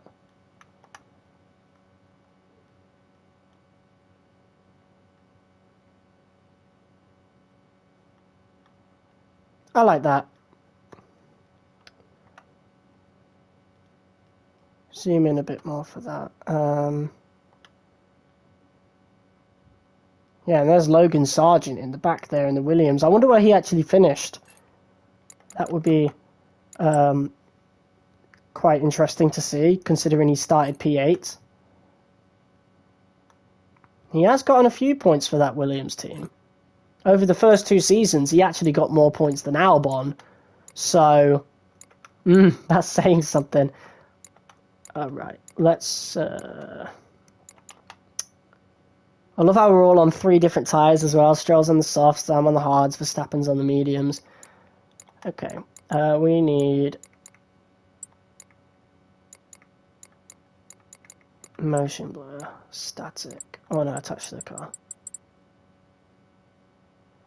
Render in progress. There we go.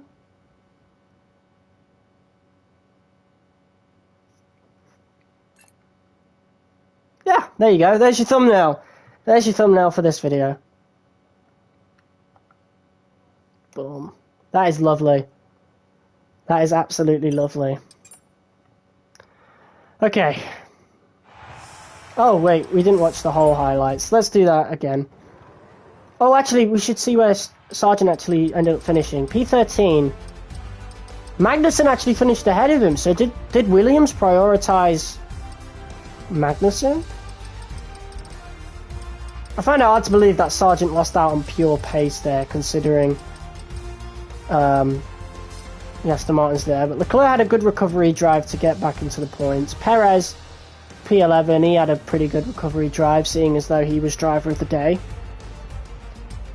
Yeah, that was a really good race. Let's watch these highlights then.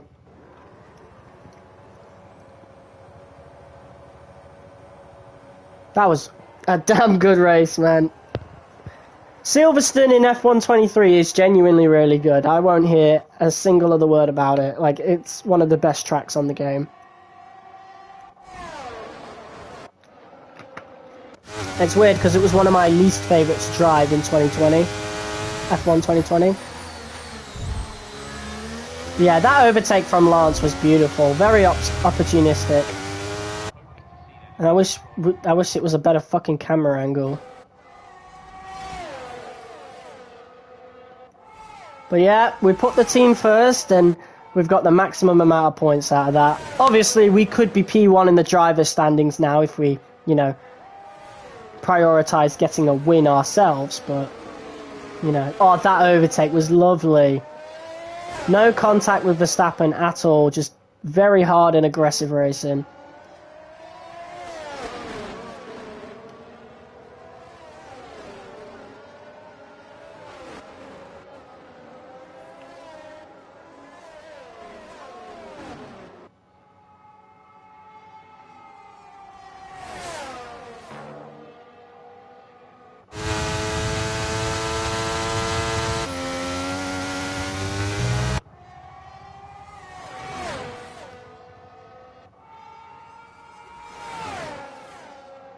Look at that, we basically cut off Verstappen there. That could have been a crash. I didn't really realise how close he was to us. But we did get the lead out of that. That was a nice shot. But I think it's better for the thumbnail to keep Stroll out in front, because that's basically the main event here. And we still got another half of the episode to go. We've still got Hungary to do.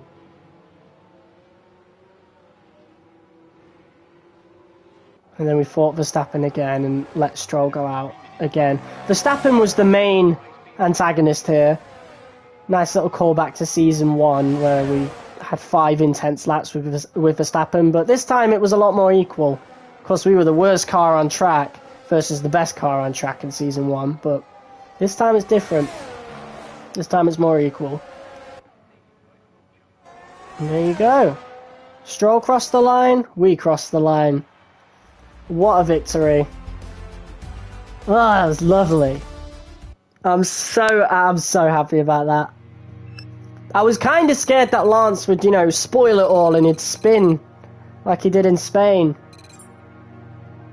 But yeah, that bottom sponsor definitely needs to be replaced for sure. I think that's a glitch. They're supposed to be a title sponsor, or a primary sponsor, should I say, but unfortunately they're a secondary option. I mean, it's my own fault that I chose them in the first place, but I thought we'd get, like, costs are significantly less than the income we're pulling in. I suggest we start looking for opportunities to spend that profit margin.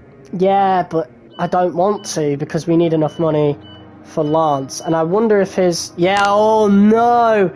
His market value shot up by 1 million with that win. Oh no! That's not fair. You can't do that. You can't do that, Codemasters. That ain't fair. Increase it after each season, not like this. But yeah, his contract gets renewed on the 24th, so after the Hungarian Grand Prix. So I think now we just save money.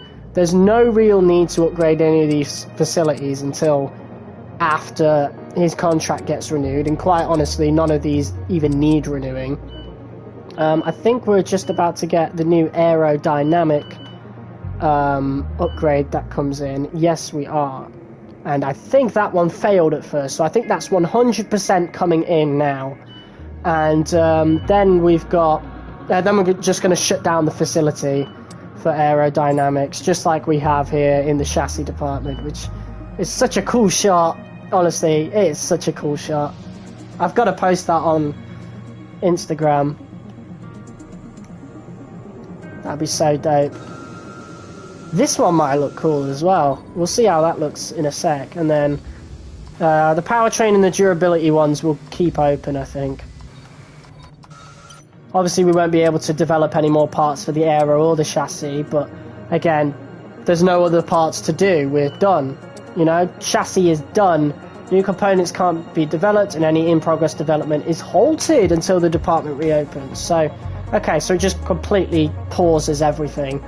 That's cool though. I'm completely fine with that. You know, aero is done, apart from one final upgrade. Chassis is done, and then durability. We're probably going to focus on doing that, and then the powertrain department we'll have to keep open anyway, for these coming soon. So, yeah, we'll be saving a lot of money doing that. We'll be saving like 200,000, which is a lot of money long term. So, yeah, that's cool. Alright, so activity timeline, we're obviously going to put weight training for Lance Stroll. More money there. Power equipment upgrade. And yeah, that's fine. Everything else is more or less done. Okay, so I'm going to take a little toilet break, and then we'll be back to do the Hungarian Grand Prix. So, I'm going to pause the stream. I'll be back in a bit. Like, give it 10 minutes, if that. I might even be back in 5.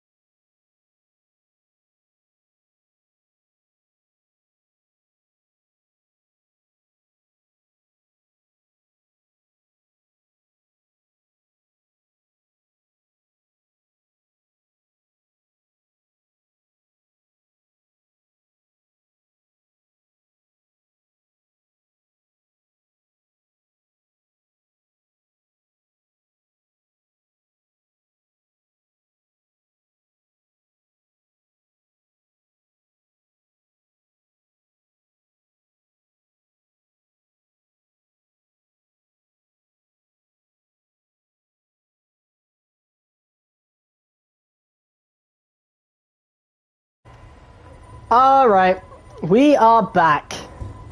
Let's get this done. We had a major issue on the production line. No! So the entire development package for the weekend has failed. Any redevelopments will need to be ordered from the R&D screen. Okay, so the durability has failed, and unfortunately, I don't think we have enough points to actually do anything about it, at least until our weekly resources come in. You're not currently in a rivalry. Sooner or later, you'll probably be asked by the media who you consider to be your rival. Think carefully who you select. That's why you'll receive a claim for beating them. You'll lose a claim if you fail to do so. Yeah, so we've had 5 rivalries and we've lost 2. And both of them I'd say were unfair, but whatever. Who do you consider to be your rival? George Russell would be so easy to beat, considering his Aston Martin is not that good. And Sergio Perez is just not on good form. I've honestly got to say, like, Sainz, again. And I was always going to say Sainz anyway. As long as we don't DNF, we should have a fair rivalry with him now. Okay. Yes! Okay. The final aerodynamic upgrade is done. And we're going to get even more upgrades now going into Hungary. Like, we might be like 1,000 now, like, it's crazy. But now, as promised, it's time to shut down the aerodynamic facility. There you go. I've got to take a screenshot of that as well. That's so dope. God, the career screens look so cool. So cool. Okay. So that's it. And now our weekly running costs are even lower, which means we're going to keep a lot more money. That's the most important part. We can obviously start upgrading marketing at some point as well, which I feel like we're definitely going to do at some point. If I shut down this facility, wouldn't that mean... if I shut down that, does that mean all of the upgrades for Lance, like, go? I'm going to shut it down. What does that do to Lance? Oh my god! It does. It does. I guess that's an issue, like, if you feel like your teammate is too quick, just handicap them. Like, just switch off personnel. Oh my god. Okay, so he's a 99 rating with it on. So if I feel like the teammate is too quick, I'll just switch off that facility for the race. Like, if I don't want him to get in the way of a certain race. That's funny. That is really funny. Okay, so when is... Oh god, yeah, we're going to have to wait for weekly resources, aren't we? Okay, we've had the new parts come through the fabrication process. Oh my god! The next Grand Prix. And we still don't have enough, which means, like, will that mean we won't be able to get it done at all? God, that would suck if so. I really hope that's not the case. Anyway, power equipment upgrade. Even more R&D parts, but it doesn't matter. Alright. Time for the Hungarian Grand Prix. So if you guys remember Season 1, unfortunately, it was raining in the race, so it kind of ruined our entire setup and strategy going into it. So I'm hoping this time it's not a wet race. Please don't be a wet race. I want to do Hungary in the dry. It's so fun in the dry. Yes, it's in the dry. That's what we love to see. And there's not much chance of any rain either, so we're looking good. We've got rain in FP3, but I very rarely do FP3 anyway, so I'm not too fussed at all. Hopefully we do get to redo this ICE part, because we're definitely going to need some less wear on the internal combustion engine for sure. But yeah, I think that's pretty much all we gotta do. So we could put the old MGUH back in, but I'm not gonna do that. And yeah, we don't really need to put a new MGUK in just yet. A new energy store will be needed soon, but that's not that important. We can let that wear down quite a lot. That's only ERS. And I usually let it wear down into like the 70s. I think since we don't have Qatar on the calendar for this season, we might not need it at all.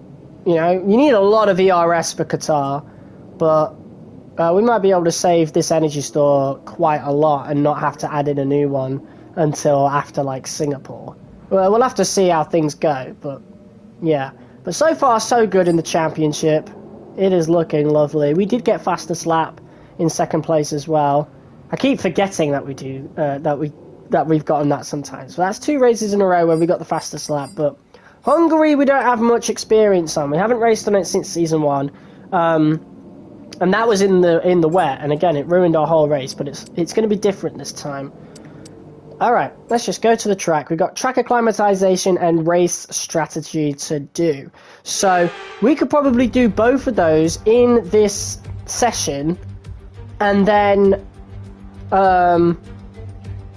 you know, save on one of the practice sessions. Or we could do both, like, who cares? I don't know, but things are looking really good. Developing a bigger lead in the Constructors, and we're only 2 points off of the top in the driver standings, but of course Lance will be creeping up as well, so we do have to keep an eye on that, because we might end up having to fight him for the championship. I told you about the new parts that have come in from the factory, right? Well, they're all fitted and good to go. I hope they do the trick. Alright, and I'm thinking of actually keeping this one-off special British livery, well, not British livery, but British GP livery on the car for the next episode as well. I arguably prefer it over our original one. I liked the original one, but I think this one has a lot more style, and even like the slivering thing on this halo here works a lot better when it's white on white. So I think I'm going to stick with it, you know, because I already do have another special livery planned after the next episode. So we might just keep this one on, why not? Alright, car set up, let's go. Already had one ready for Hungary. Nick de Vries has gone out already. We are now going to go out for this track acclimatization. Wait, do I even have any softs available? Because I did say I want to do race strategy on softs now. And yeah, there we go. So, we're going to do that on softs now, just to see how that is in the race. Because we did it for Silverstone, and it really helped us in terms of strategy, so I'll stick to that. I'll stick to that practice method.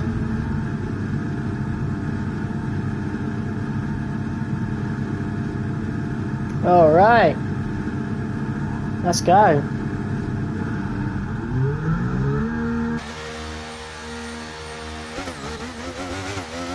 A few cars coming out with us.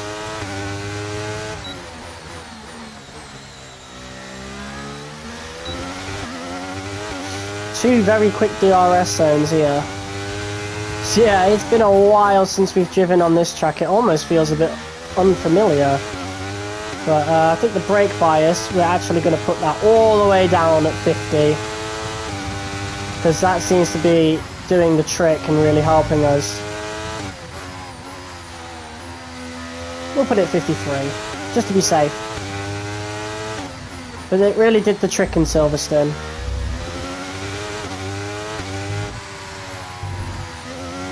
But yeah, you see why I compare this to Monaco quite a lot? Like, in terms of how narrow the track is and how difficult it is to get overtakes, you know? Which is why we're definitely going to want a top spot in qualifying for this Grand Prix, for sure.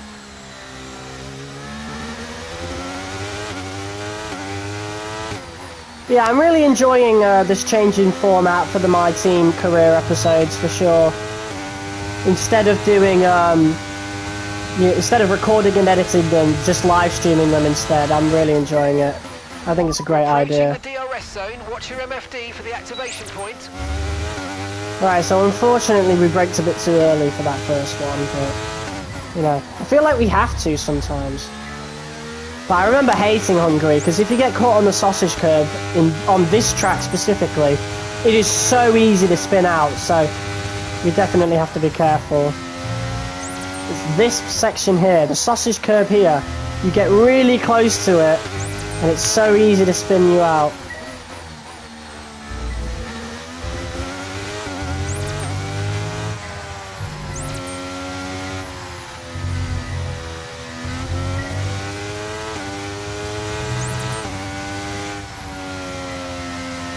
but part of me thinks the hards aren't very viable here. I mean, if we qualify first, or really high up, then I'll probably go on the hards anyway, because again, it's very hard to do an overtake here. So, ain't nobody overtaking us. But again, we'll just have to see how the softs are.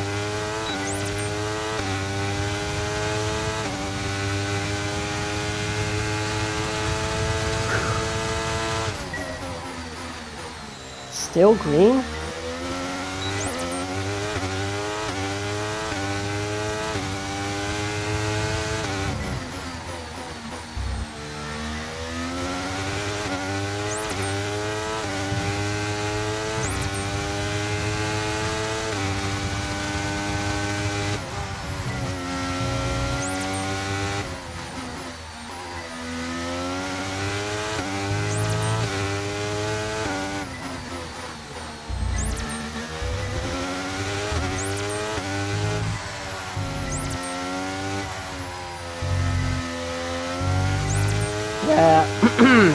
Sorry, the voice crack. Fucking hell. The car feels really good. The car feels awesome around this track, even on the hard. So imagine how good this is going to feel on softer compounds.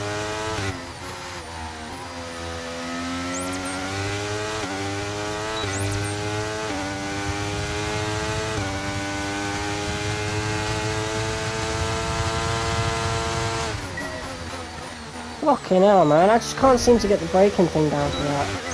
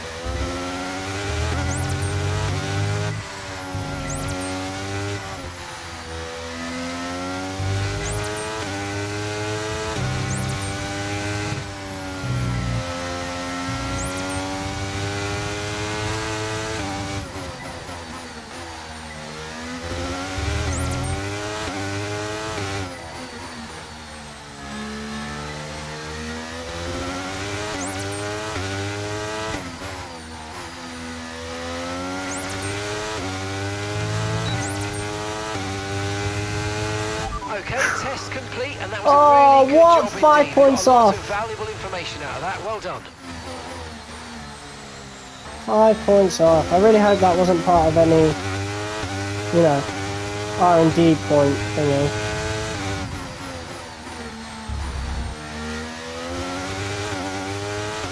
Oh, to be fair, we'll be getting less resource points weekly because of the two facilities we've shut down.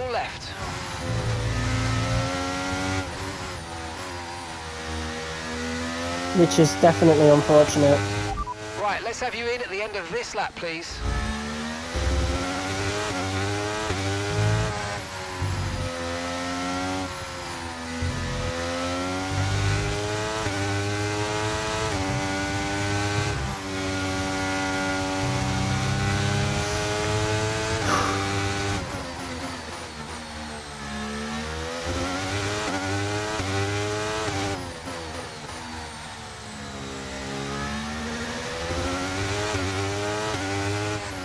Ooh, that's a good sign. Sonoda did not go quicker than us, even though he's on the softs. He is not doing very good for McLaren, is he? He's scoring points, but he's not really doing much else. He's not scoring big points. He's not holding his weight like Piastri is.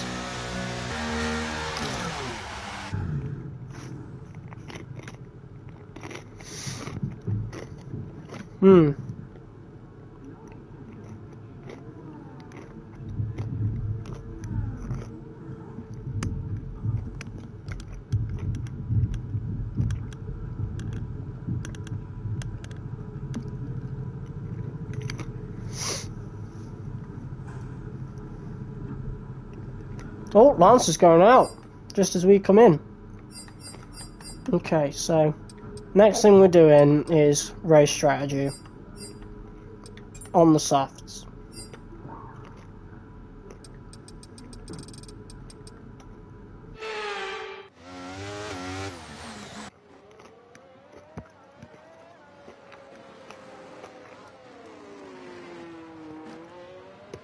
Well, here is Lance Stroll, P3 in the standings, so he's almost got 100 points now, and he's going to have 100 points after this, so... Unless he DNFs again. Then that won't be very good, would it?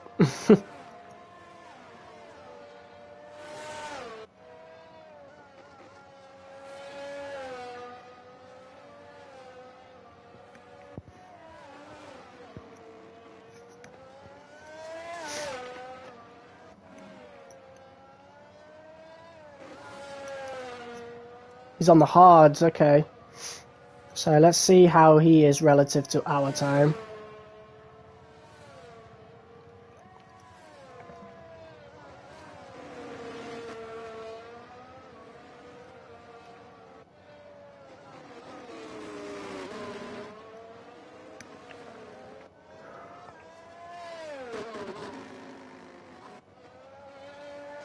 What?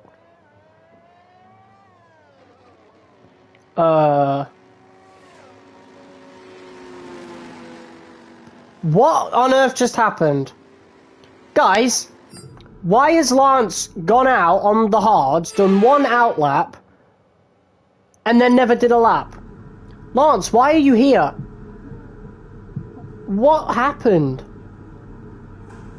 Does he just not want to be on the hards or something? Why is he back? What on earth? What is he doing here?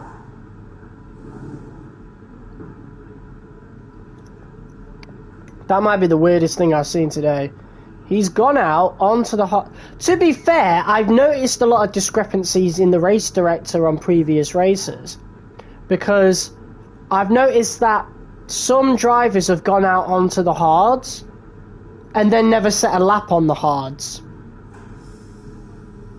But I never thought I'd see it like that blatantly, you know? We just watched Lance go out on the hards and then come straight back in without even setting a single lap.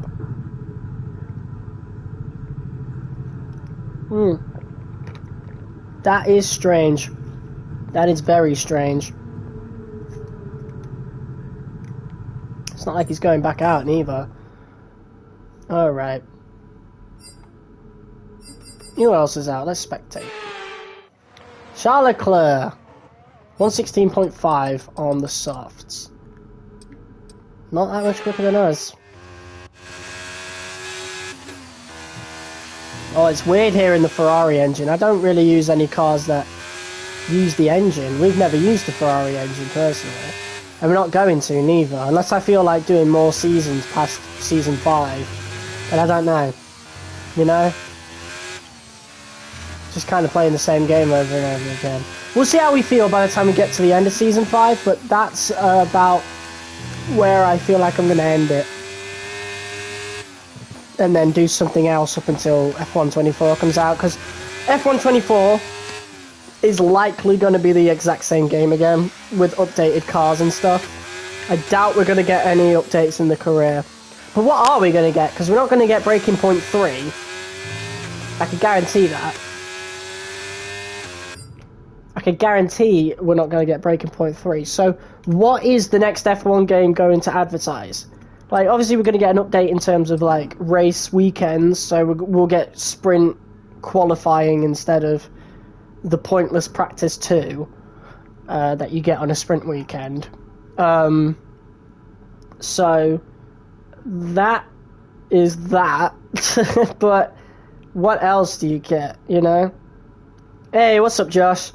You missed an absolutely incredible British Grand Prix. Lance Stroll picked up his first victory for us and we came home in second. P1, P2. A 1-2 for the team and now we're back at the Hungarian ring. And then, for some reason in this session, Lawrence Stroll decided to go out on the hards, had one out lap, so didn't even start an official lap, and he just came right back in. Very weird. But whatever. So, time for us to go back onto the softs and do our race strategy. So now we get to see just how good the softs are over 5 laps. Okay, when you're ready, let's go. Alright, baby. Let's do this.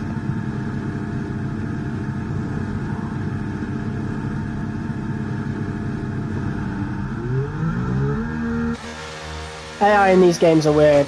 Yeah, for sure.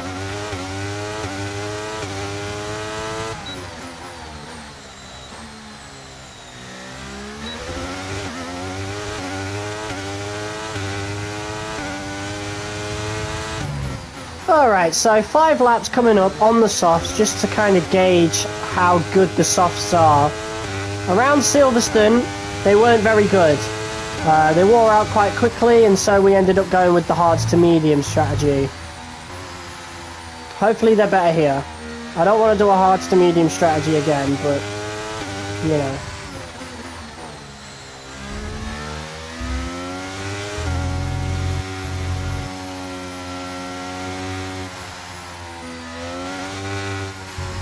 That Haas might be setting a lap, yeah.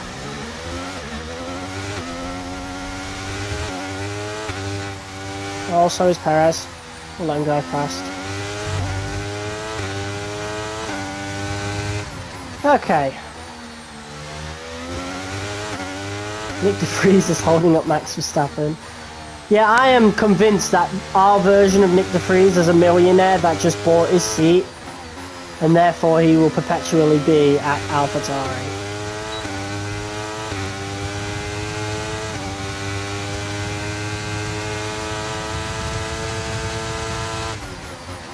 Okay, first lap on the softs. Let's see how this goes.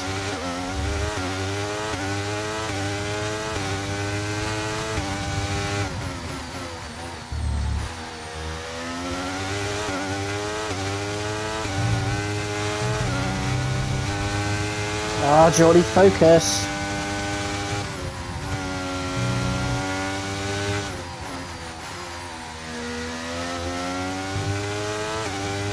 Why are we losing time again? These practice programs are becoming more and more difficult with each passing season.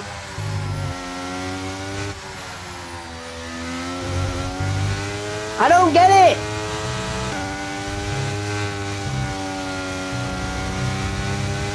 We're losing more and more time. My engine's not even worn. There's no excuse. And watch, we'll place really high in qualifying as well. Like, I don't get it.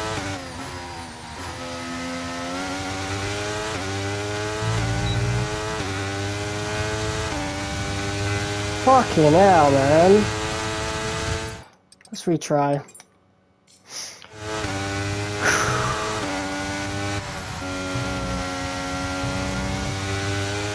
Okay, we need a few solid laps here to help us calculate a good race strategy.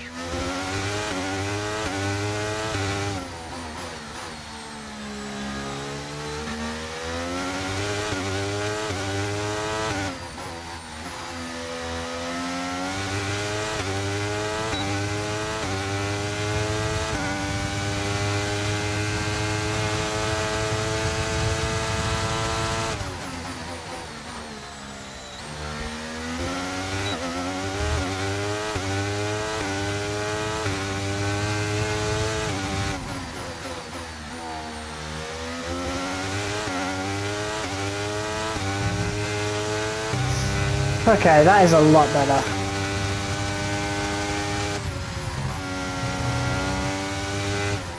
Might have just been a really scruffy lap, to be honest.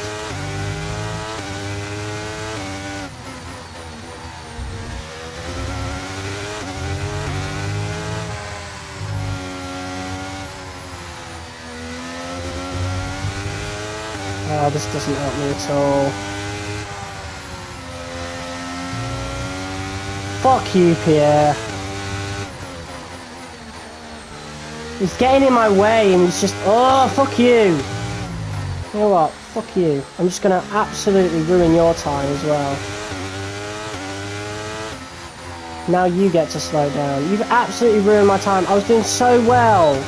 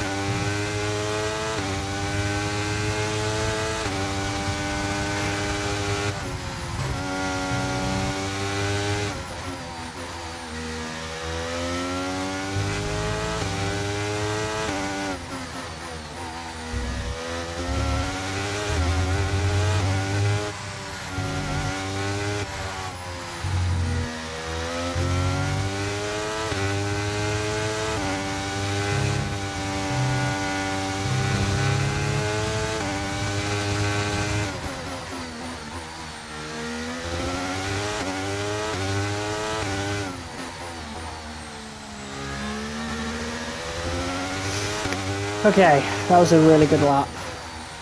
Only a 10th up though, Jesus. We could do better than that.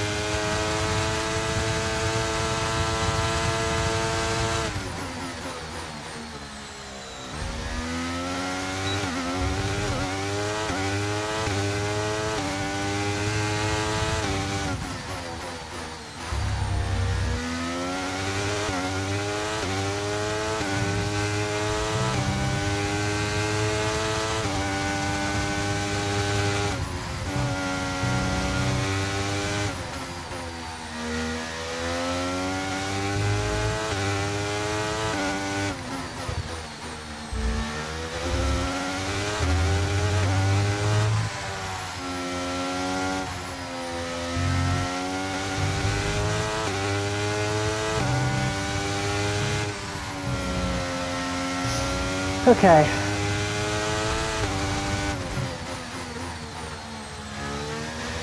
Oh, we dipped fucking tyre in the grass then. Unfortunately. It's fine though.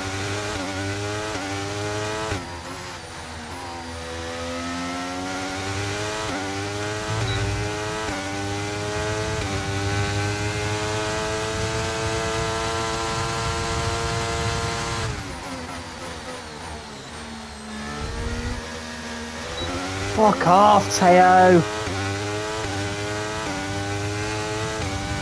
Why do I keep running into people on this? Since when do I run into people on practice programs, man?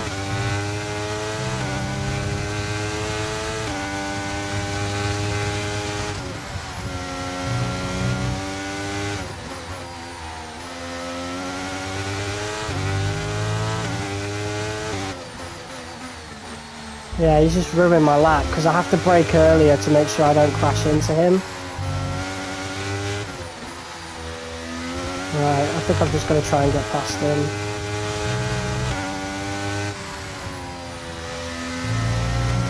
Well, look at how much time he's cost me just from being there.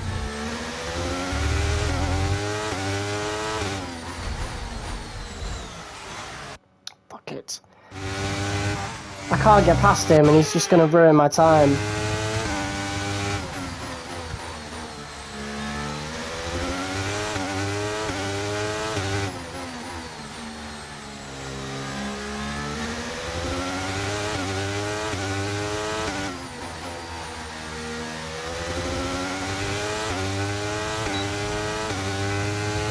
Oh, slow down, man.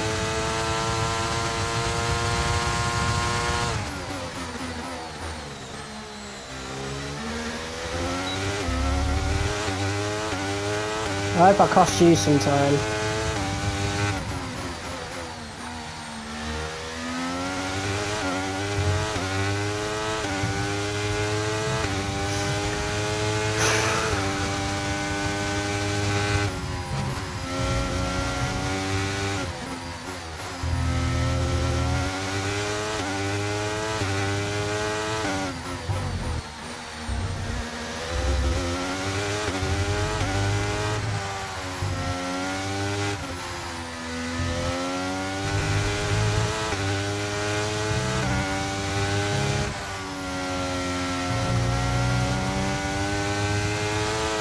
Right.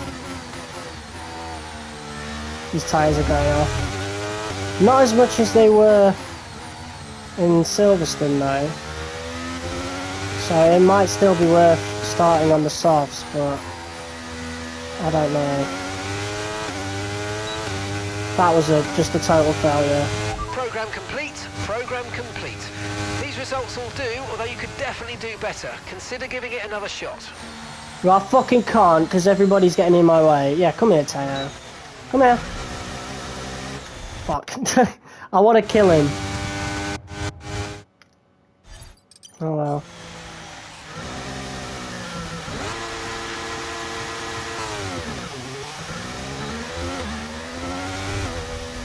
Right, I've definitely fucked up Gasly's time there. That's revenge for lap 1 anyway. Pitting this lap then. Come into the pits at the end of this lap. Stroll's P2, look at that. Right, so the tyres are down to about 20% after 5 laps, so I think the softs are viable for this track. They weren't for Silverstone, they were down to about 31% wear, so I will take this.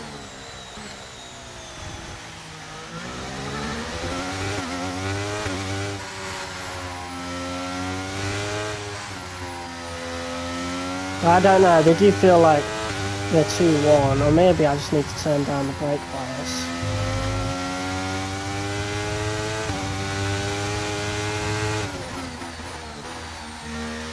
This is the minimum it can go, unfortunately. Can't put it any lower than 50.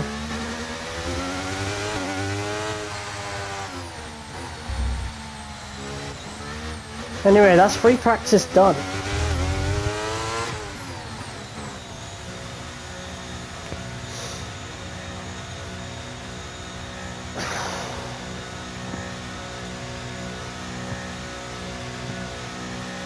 But yeah, Stroll quicker on the mediums than Verstappen and Leclerc, which is very impressive.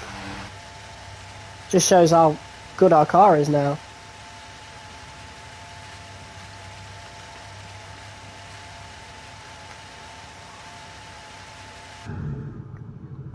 Woo!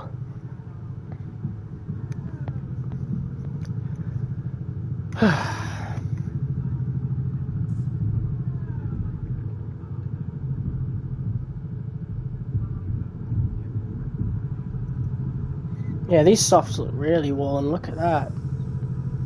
Jeez. Okay. Yeah, so 22% wear on these instead of the 30%, 31% that we had by the end of race strategy at Silverstone, which is a very good sign. So we could start on the mediums. We'll have to do race strategy again to get that final resource thing, but we can do that in FP2. But for us driving, it's done. That's it. We're just going to go to qualifying now, because the car feels really good around the track. I feel like we'll do well in qualifying. I'm not worried at all. And with all the cars now over the line, let's see our top 3 again. The only driver, Lando Norris and Lance Stroll. Okay. Oh, we got a rainy practice 3 anyway, so there's no point in doing that. Alright, quick practice. Alright, so we'll go back into that and we'll get this done. Boom. That's that. And qualifying pace. No point in doing any of that now. Could go back into FP3 and see what we've got in terms of being able to get that final resource point in qualifying practice, but other than that, I mean qualifying pace, other than that, it should be done.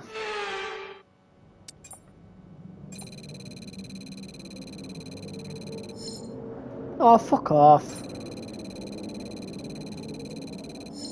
What the hell? There we go. Jesus Christ. Alright. That's free practice on the Hungarian done.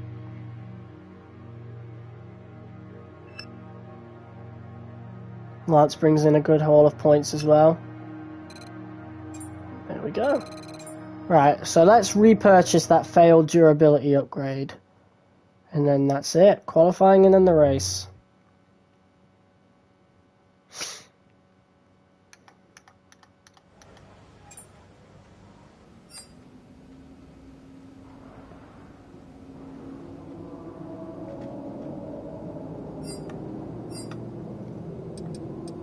Okay. Yeah, let's get that part done. Boom, get that back. Okay, we've got 2 new durability parts coming soon. One of them is 100% coming. We could, yeah, probably carry on this. The NGUK doesn't seem to take much wear anyway, but fuck! You don't have enough to get the turbo. Okay, so we'll leave that for now. Oh wait, we've got 2 going anyway, so it would probably be best to get a powertrain one, but I'm not going to do that because the car's too quick anyway, in my opinion. We've already got one coming soon, so yeah, I'm not going to focus on that. We need literally 8 R&D points to get another durability upgrade, but we need to wait until one is already done. And one is done on the 1st of August, so right after Hungary, so we need to wait. Anyway, here we go. Just one final look at the standings before we go into this. We've got a healthy lead in the Constructors, and we're just 2 points behind Oscar Piastri in the driver's standings, so yeah. Let's just double check all this. Only thing we will need to keep an eye on is the MGUK, but other than that, everything else is pretty much fine, so let's go. Let's go to qualifying. I don't think it will be nearly as eventful as it was in Silverstone, but, you know, could still be a fun time.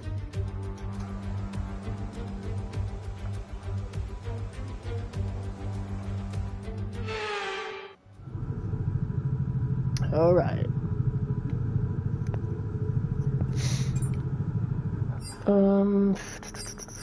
Okay, yeah, we can just go straight out. Straight out for a flying lap. Look at how sunny it is. Amazing.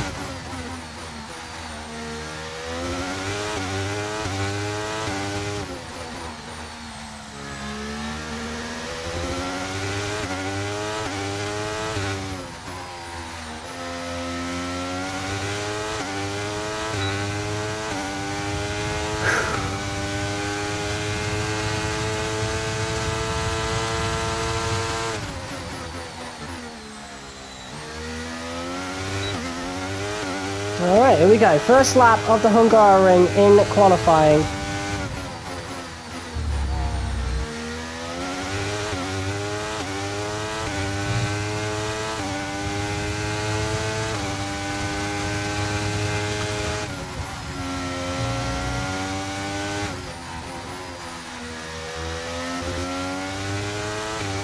On 15.7. That's what we're aiming for.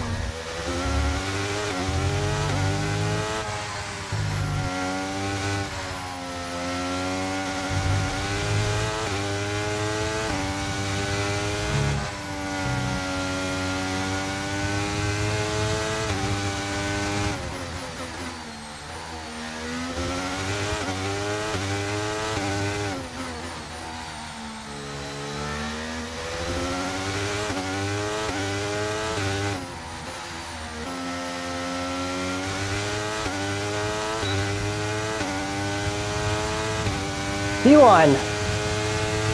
Could maybe go for a second lap though. Let's do that. I feel like there's some improvements that could be made.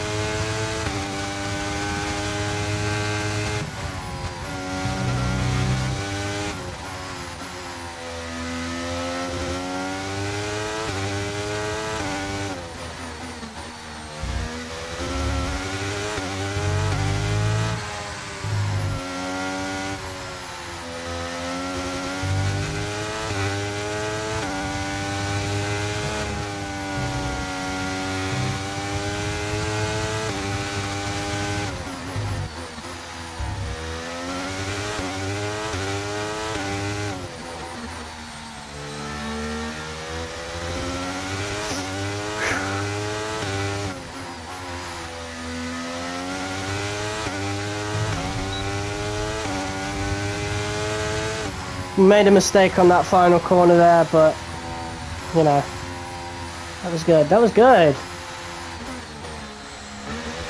Didn't think we could go for another lap, but yeah. The soft tyres are good around here. That's the important thing.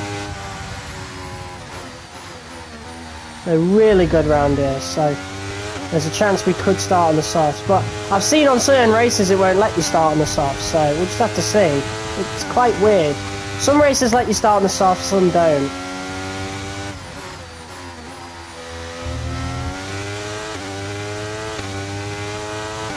But yeah, if we can start on the softs, we'll definitely start on the softs. So it'll be a soft to medium strategy. If not, it'll be hards to mediums.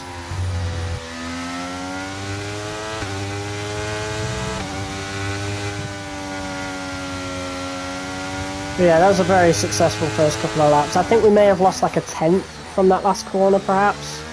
I don't know though.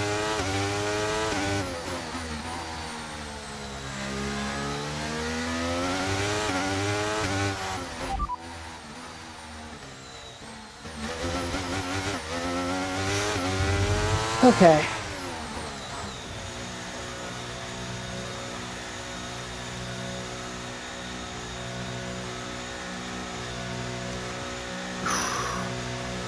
Right, are we good? Because I saw the live stream pause for a second.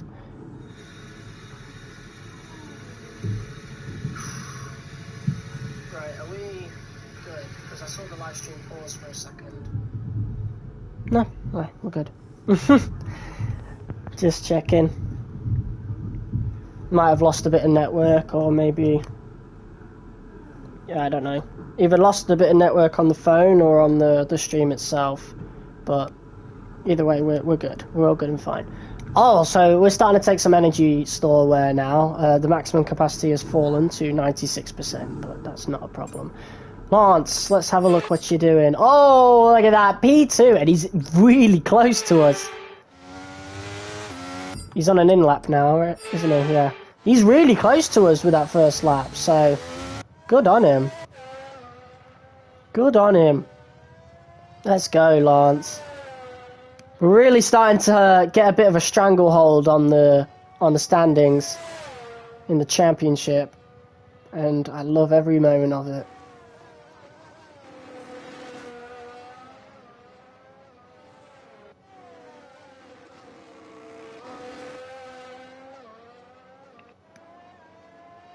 But yeah, he only set one lap. He could have gone for a second one, but I don't think he really needed to. P2.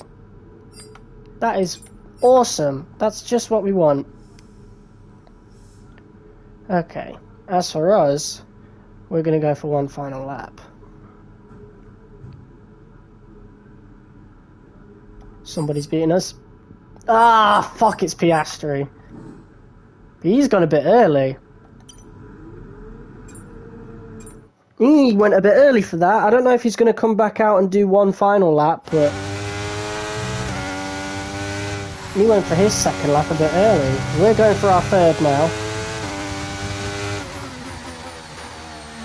Let's see what happens, shall we?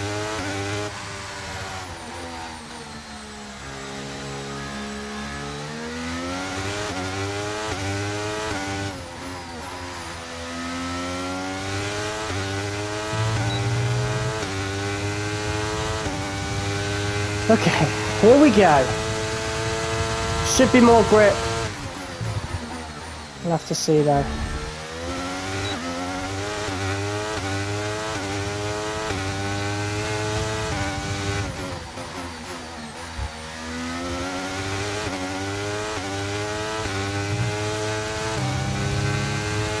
We're 10th up already, so there's definitely more grip.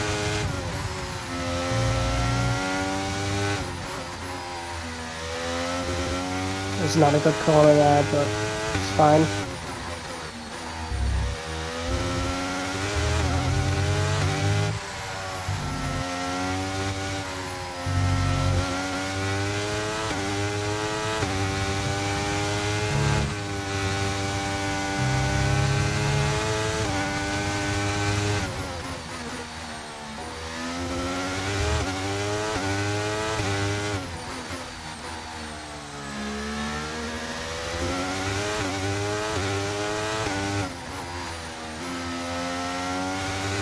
Here we go. Stroll's not improved, but can we snatch pole position from Oscar Piastri? Fantastic. Yes! Pole position. Yes, we can. We've snatched it. We have snatched it. But I don't know how early we actually went out. So maybe Lance improved. No, he did not. Let's have a quick look at those who will be fronting the grid. The owner-driver, Oscar Piastri, and Lance Stroll. Goodbye for now, then. Yeah, he went slower. Getting started. Make sure you join us again for Lights Out tomorrow. Oh, Piastri went for 3 laps as well. Yeah, and he went slower. So good for us. We went quicker though. We got a warning in the second one. Oh, that was probably track limits on the last corner because yeah, we went off track, didn't we? And we lost about a tenth from that. But yeah, pretty good time from us. And yeah, unfortunately Stroll does not manage to beat Piastri, and that's how dangerous Piastri is in that McLaren. Can you imagine if we had Piastri in our car? God, that would be hell. But I've got my eyes on a certain other driver in case we want to get rid of Stroll at some point, which we likely will, you know, just to keep things a bit fresh. Unless he does like really, really good this season, then like we'll see. But I think right now there's only one possible driver that I could ever swap Lance Stroll with, I suppose. But it doesn't matter right now. We're not worrying about that till the end of the season. We are definitely re-signing Lance Stroll for the rest of this season for sure. Like, he's doing incredible. He's doing exactly what I need him to do. And our team acclaim is almost level 24, which means we're 1 level off of the final sponsor slot, which is a really good thing. Okay.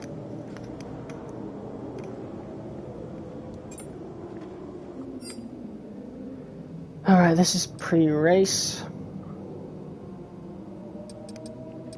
Okay.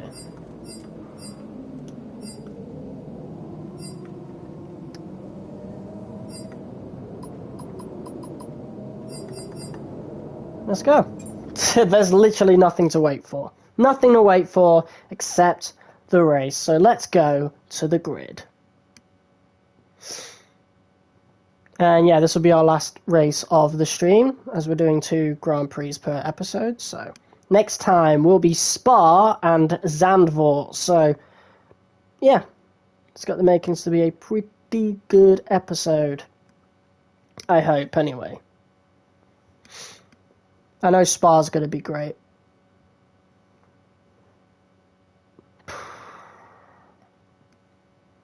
Wish these loading screens weren't so long. I know they aren't on next gen, but I do own the next gen version, but we don't need it, and we can't copy over career files. Button, Hill, Alonso, and Kovalainen, the names of the drivers who had their breakthrough in Budapest, winning their first Grand Prix right here. Mm-hmm. 14 corners then for our beautiful out there at the 2.7 mile Hungarian today. It's 6 lefts and 8 rights to comprise a lap here, with an average speed around 120 miles an hour, and the final corner a favourite of Esteban Ocon, given that he exited it and won his first Grand Prix here. It's time to take a look at our starting grid for today's race. It's the owner driver then in pole position, and Oscar Piastri completes the front row. Moving on to the rest of the grid, we have Stroll, Leclerc, Verstappen, Perez, Norris, Sainz, Russell, Bottas, Gasly, Teo Porcher, Ocon, Joe, Drugovich, Magnussen, Liam Lawson, Albon, Hulkenberg, Tsunoda, De Vries, and Logan Sargent. Which of these talented drivers will come out on top today? It's just about time to go to the track for the beginning of the race, but before we do, Natalie Pinkham, what types of strategy do you think we can expect going into today's race? Clearly, every car can't be as competitive as the next. Some are going to have a clear advantage over the opposition. So it's those teams that can think outside the box in terms of strategy that will come out on top today. I hope they do. Well, they're not. I'm coming out on top. Whatever. Let's go into this strategy then. So we've got a softs to mediums or a softs to hards, and I think we're just going to go softs to mediums. The softs feel great. There's no real use in, you know, saying otherwise. Yeah, I feel safe just starting on the softs, so we'll do that. Here we go then. The formation lap gets underway and the excitement here is building as we near ever closer to the start of the race. Everybody's on Which team will softs. come out on top? Who's got their strategies right for today's race? Well, we'll soon find out. Wow. Not a single person decided to go with a different strategy today. Everybody's on the softs. As the cars make their way back to the starting grid to form up and get ready for lights out, let's hope the race ahead today is a thrilling one that will go down as a memorable Grand Prix in the history books. Okay.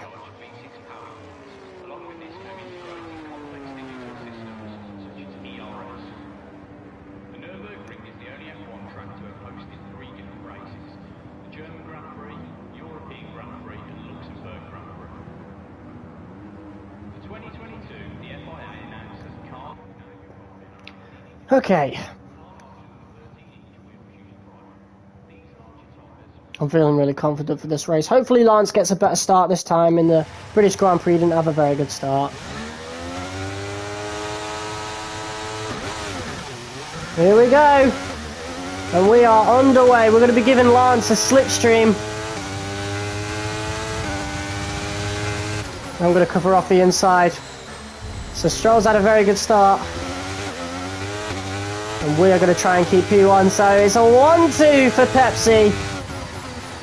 Right here as we switch off the RS and look to settle in for the rest of the race.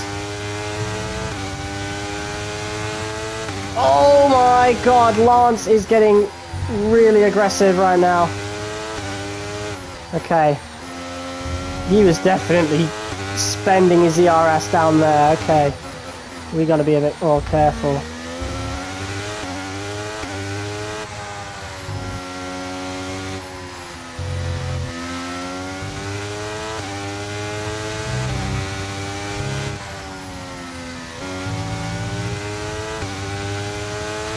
Oh my god, he's looking rapid. Jesus. Alright, keep an eye on Lance, people.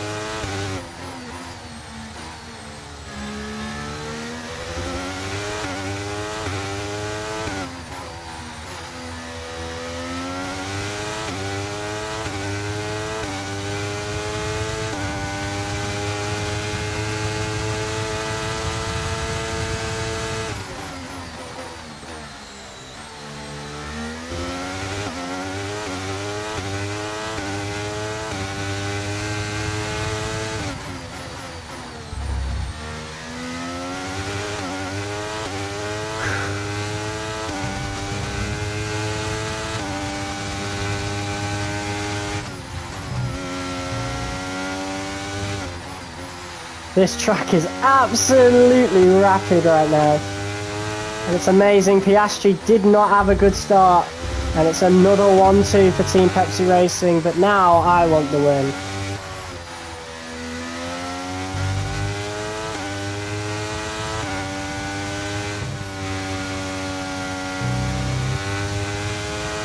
Our pit lap is lap 12 this time.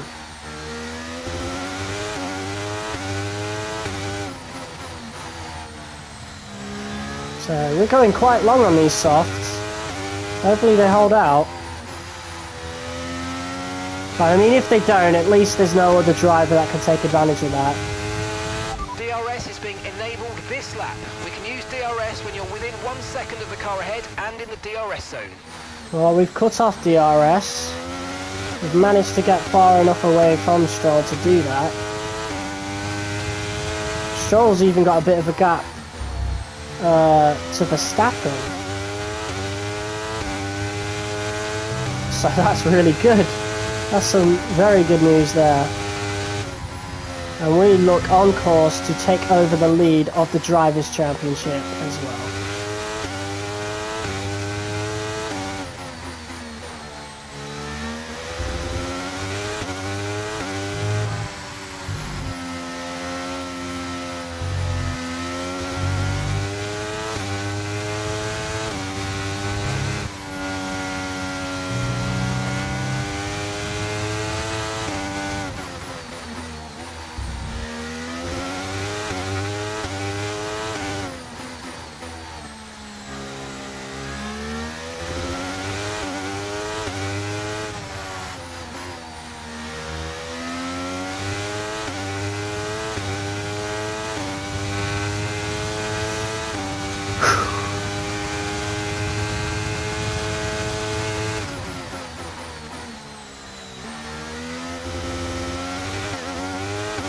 This is looking awesome right now. This is exactly what we need. Stroll is now getting within DRS distance. And he is out of the way of Verstappen. So we are dominating this race. Lance is pulling his weight. It can't be going any better than this. This might end up being the most successful history. Let's use overtake and burn Shut up! some of this energy. It might end up being the most successful episode in the history of this series. Both drivers getting 1-2 in the race. In both races. That's amazing. The energy store's depleting, reducing our overall capacity. I The know. more charge you hold, the faster that capacity will drop. Yeah, we'll spend some of it on this straight.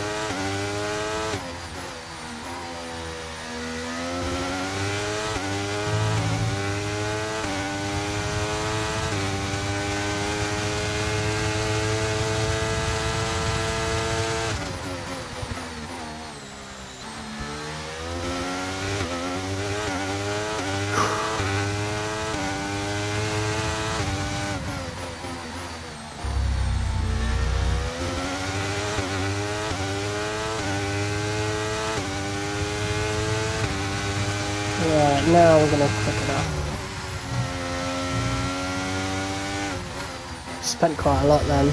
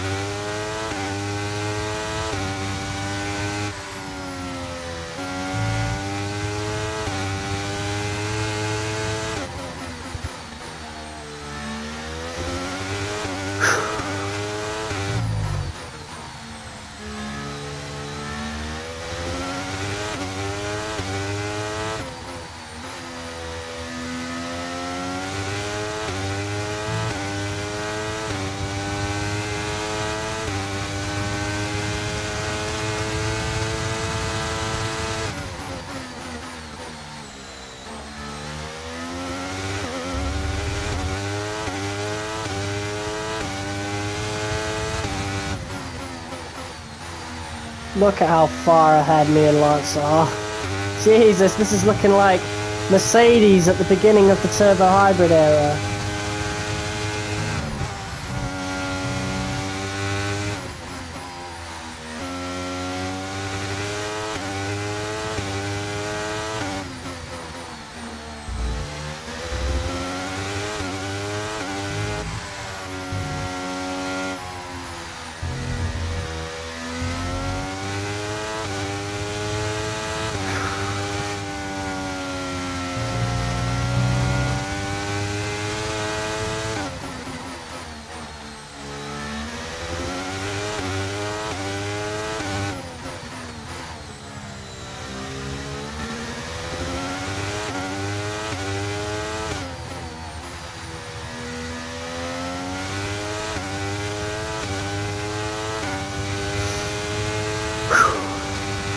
This is great so far.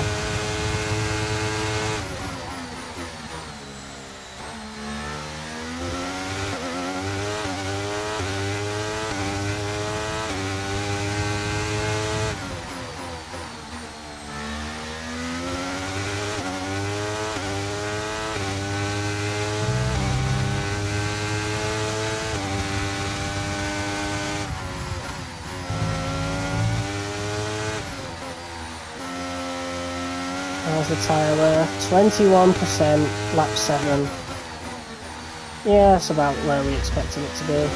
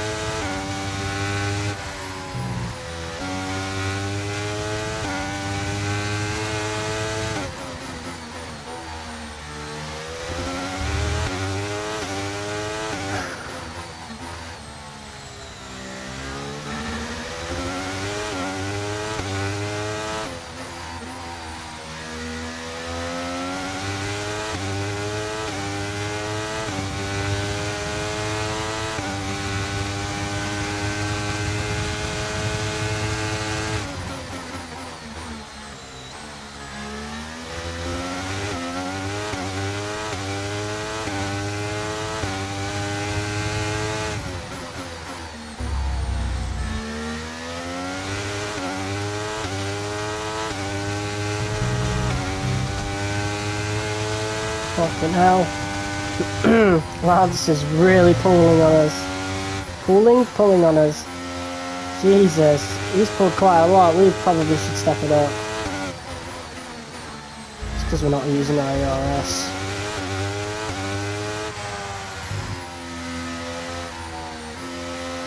And the tyre wear is now kicking in, so yeah.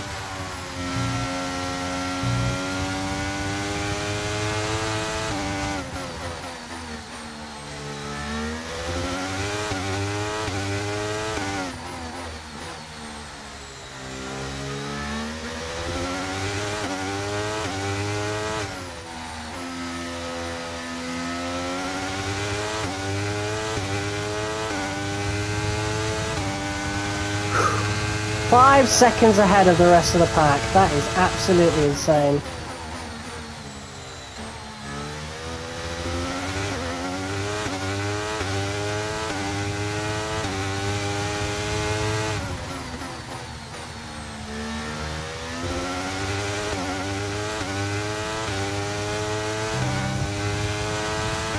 Well, he's keeping up with us. That's what we want. We need to keep him at this distance because we know if he gets close he's going to try and overtake.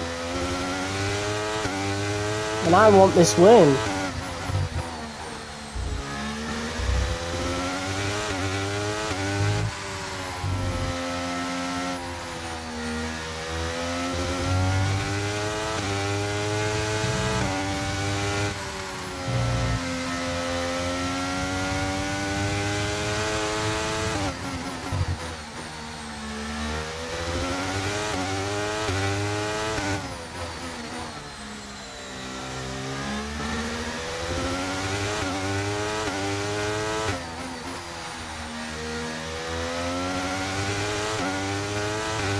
Nico Hulkenberg is out of the session. We're approaching the pit window and you're going to be on mediums.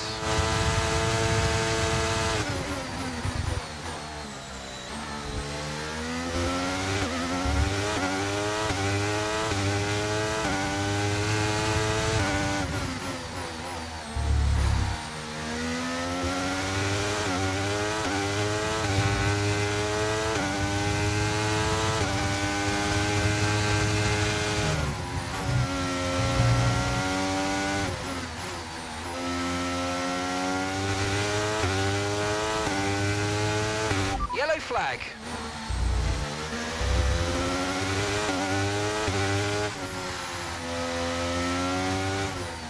God, Nico, you should never have joined that team. Okay, clear.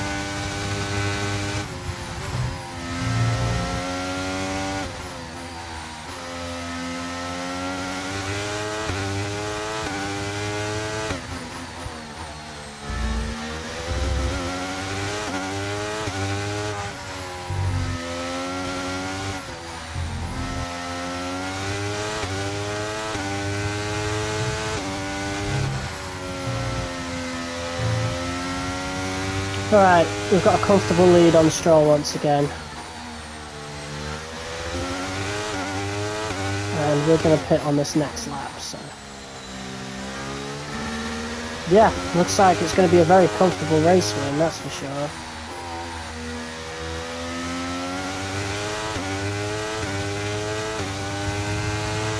Okay, we want you to pit this lap, so push now, push.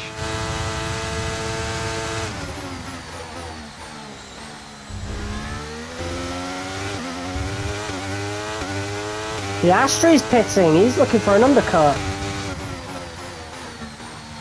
He must be trying to undercut Verstappen, because there's no way he's catching up to either of us. Okay, be careful. We think you're going to start losing some tyre grip anytime now.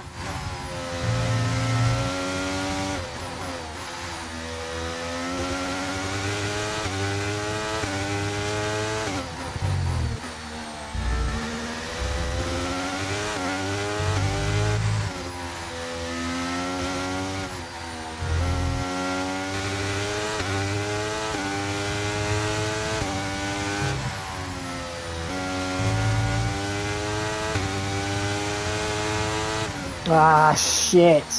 The fuel, guys, the fuel.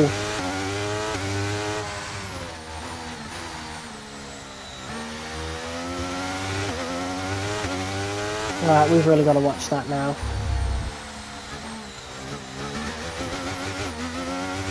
Jesus, okay.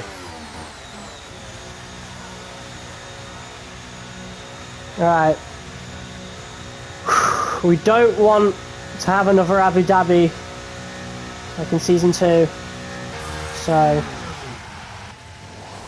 let's just make sure we're really watching this fuel now. Let's go, come on! That was a fantastic stop, faster than we were expecting. Up to speed now, let's get some heat into those tyres.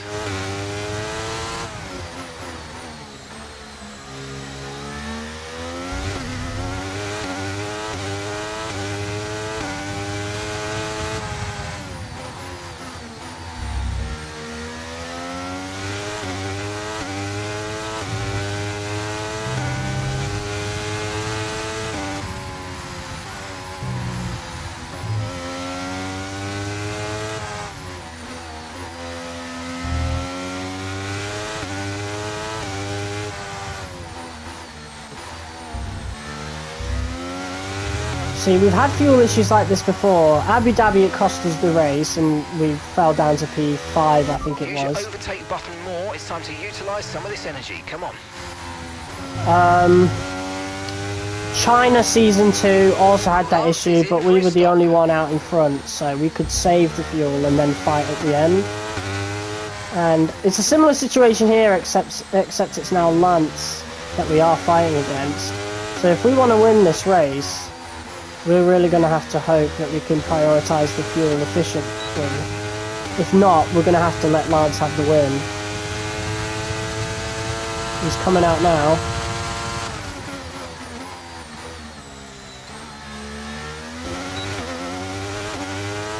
He's on the hards, so we could still be quicker than him.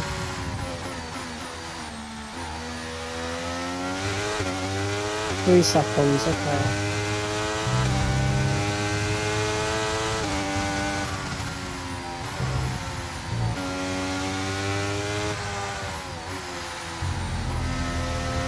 See, I miss the older F1 games where you were able to put the fuel mixture down.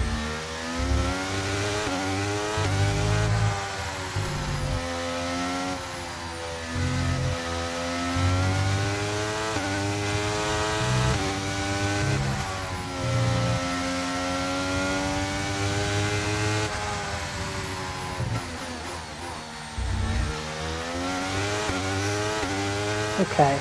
We have saved quite a bit of fuel so far though, so it's looking good. However, Piastri has done a pretty cool undercut there.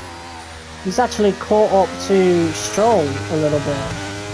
So, Verstappen's not that far behind neither.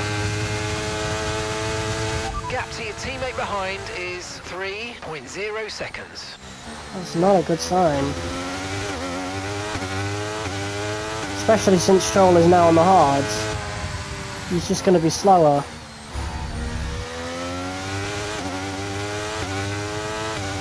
I wonder why he went soft to hards. Pretty odd strategy.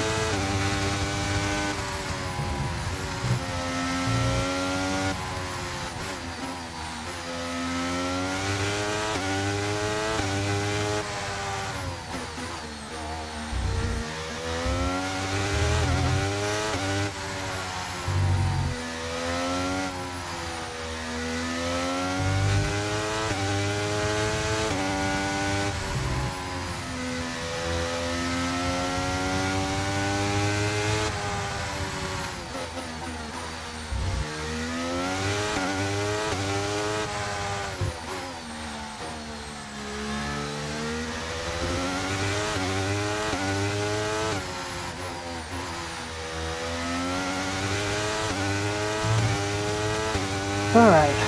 You seem to be doing really good right now, maintaining the position.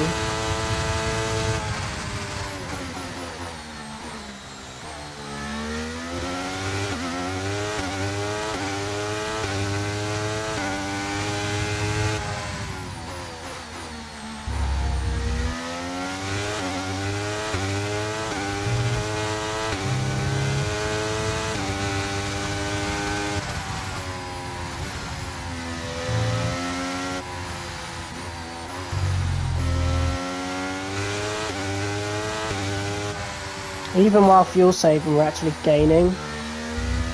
So, it's a really good sign.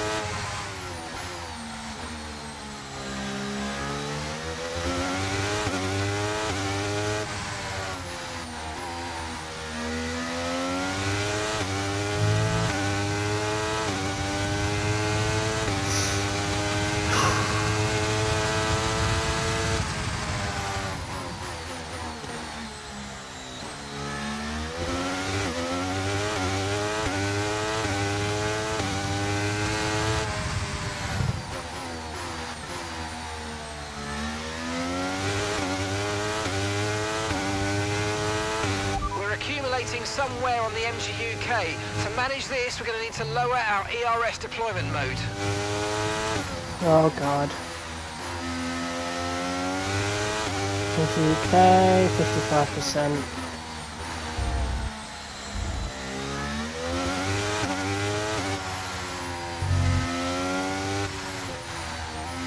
Okay, Stroll is now going to be gaining.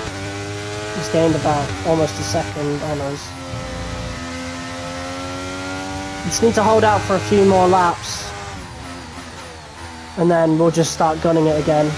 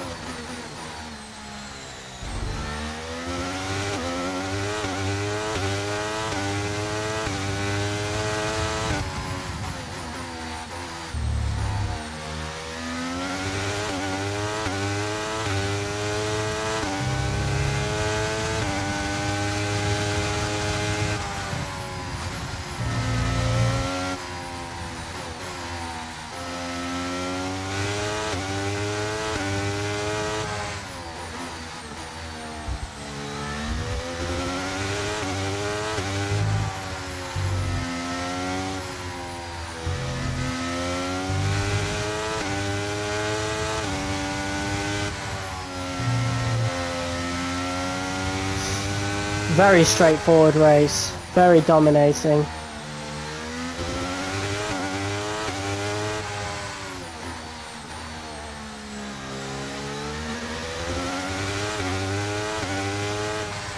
Even Stroll's comfortable, like really comfortable. Piastri and Verstappen, he's already cleared them. They're not going to get DRS off him. It's just a very comfortable victory for the team.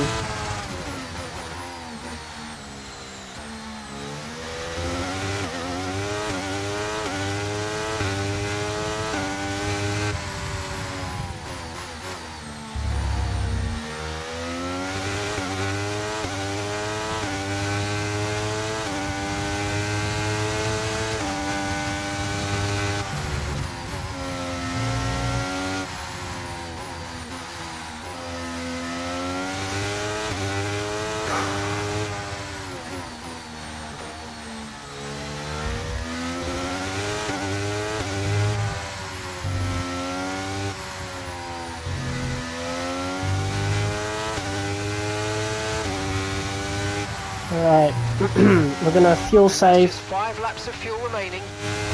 Yeah, literally, like, we're gonna fuel save for another couple of laps, and then we'll gun it for the last 2, I think.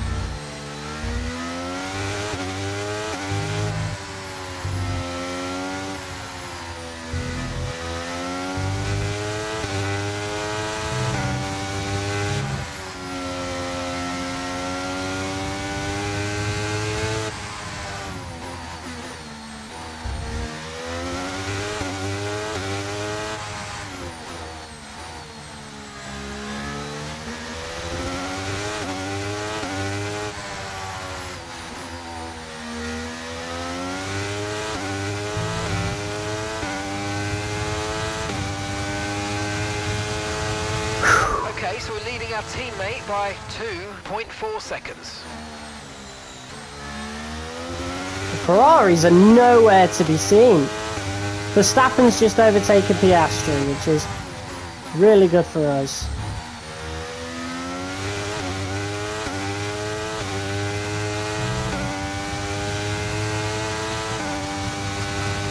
Just so you know, we're getting some strange readings from a couple of the sensors, so I don't think you need to be worried, just some bad data, so keep doing what you're doing. I'll let you know if we notice any genuine problems. Uh-oh.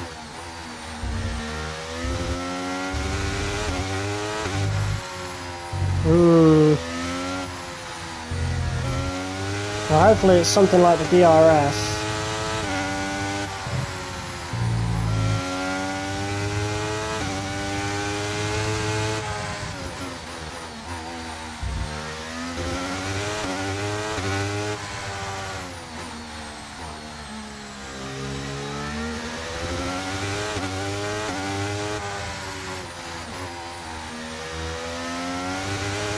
Battery charge is high, let's use that overtake button a bit more. Yup, I know.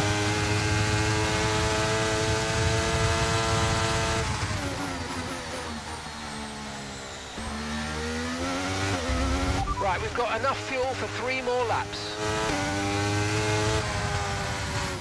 Yeah, we're going to fuel save for just this last lap, and then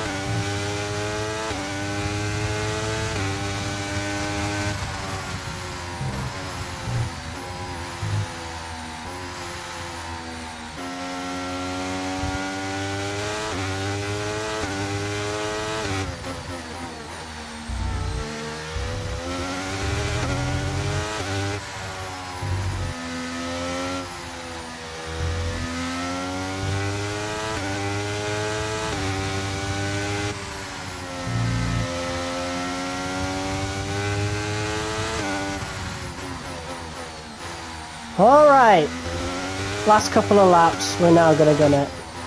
We've done really well with the fuel there. So I'm quite happy with how this has turned out.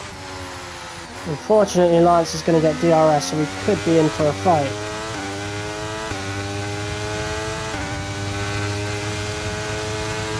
Yeah, he's definitely got DRS. It's fine, we've got plenty of DRS to work with.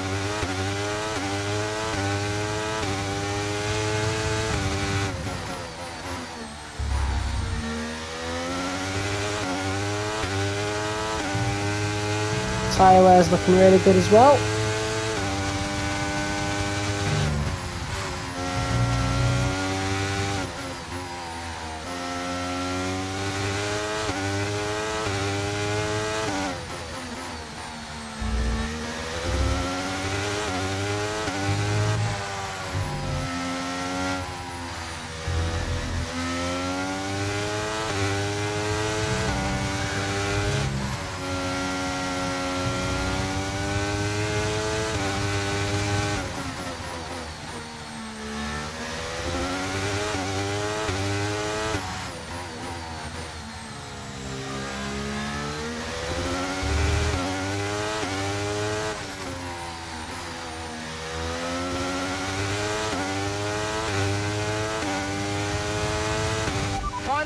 Final lap. Push, push.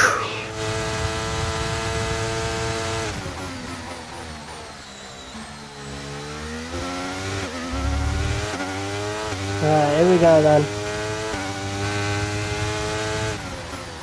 Last lap of the Grand Prix. It's been the most dominating win in this team's history. Less than 1 lap of fuel left now. The tank's pretty much empty.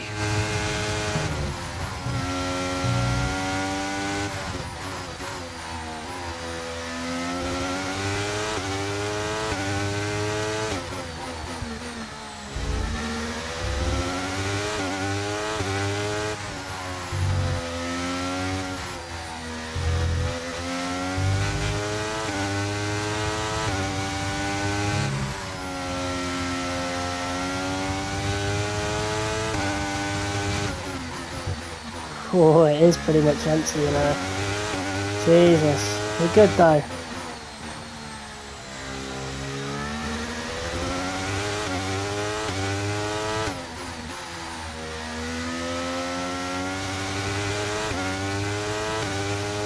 There's the win! And the 1-2 as well. Fantastic drive, that's just fantastic. Amazing, you deserved that race win. Well done, mate. Yes! Let's go. A complete domination. It's a performance to be proud of from our Hungarian Grand Prix winners today. Woohoo! Natalie, fill us in. What was it that helped the team achieve their success today? Oh, it would have been better if we shook hands with Stroll. Without the team behind them.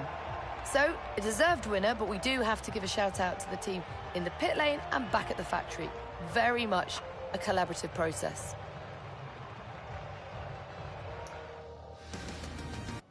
Welcome then to the podium, our top 3 drivers. What a great effort from them today in a very difficult race. Well, there you go. Another double podium and another 1-2 for our team.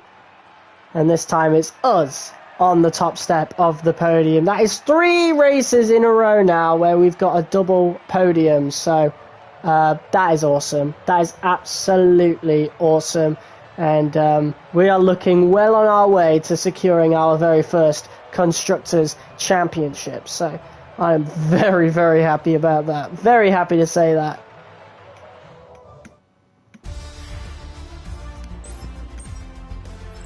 So let's have a quick look at how the drivers' standings have changed. The top of the championship standings look a little different after today's result. We have a new championship leader. So yes. Natalie Pinkham, who would you rank as your driver of the day? It's time to see how things Even are Lance shaping is up catching in the up to Constructors' Oscar. Championship. We could get a Yeah, 1-2 in with the drivers' drivers. team moved to the top of the table. It's been an absolutely Oh, wild 92 weekend of Formula point One gap. action. Can't wait to see what's next. That is awesome. Yeah, imagine if we could get a 1-2 in the drivers' standings as well. That would be absolutely incredible. Wouldn't we love to see that? No, there's no point viewing the highlights. There's no highlights. I mean, we know they're going to be like really short. So yeah, let's have a look at these highlights then. The start was a lot, to be fair. We gave the slipstream to Stroll so he could get past Piastri. And then I took the inside. And that was it. That was it. That was the only trouble we had throughout this whole event. Oh, actually, no. Stroll actually did try to overtake us in this next section, I do remember now.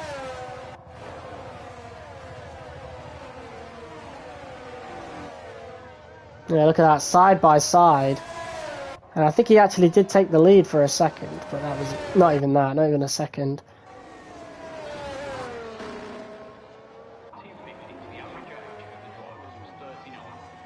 Wow, one of the Astons pit really early.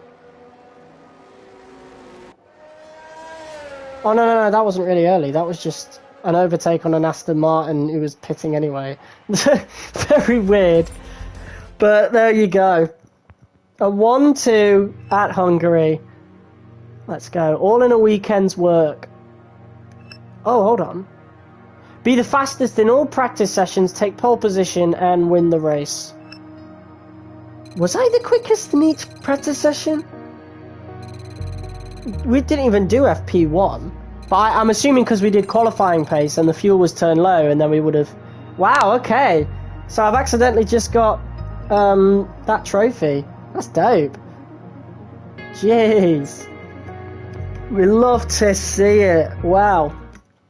That's awesome. That's honestly awesome. I'm really enjoying this career mode now that we're live streaming it instead, to be honest. There's a lot of cash just sitting on the books, waiting for us to decide what to do with it.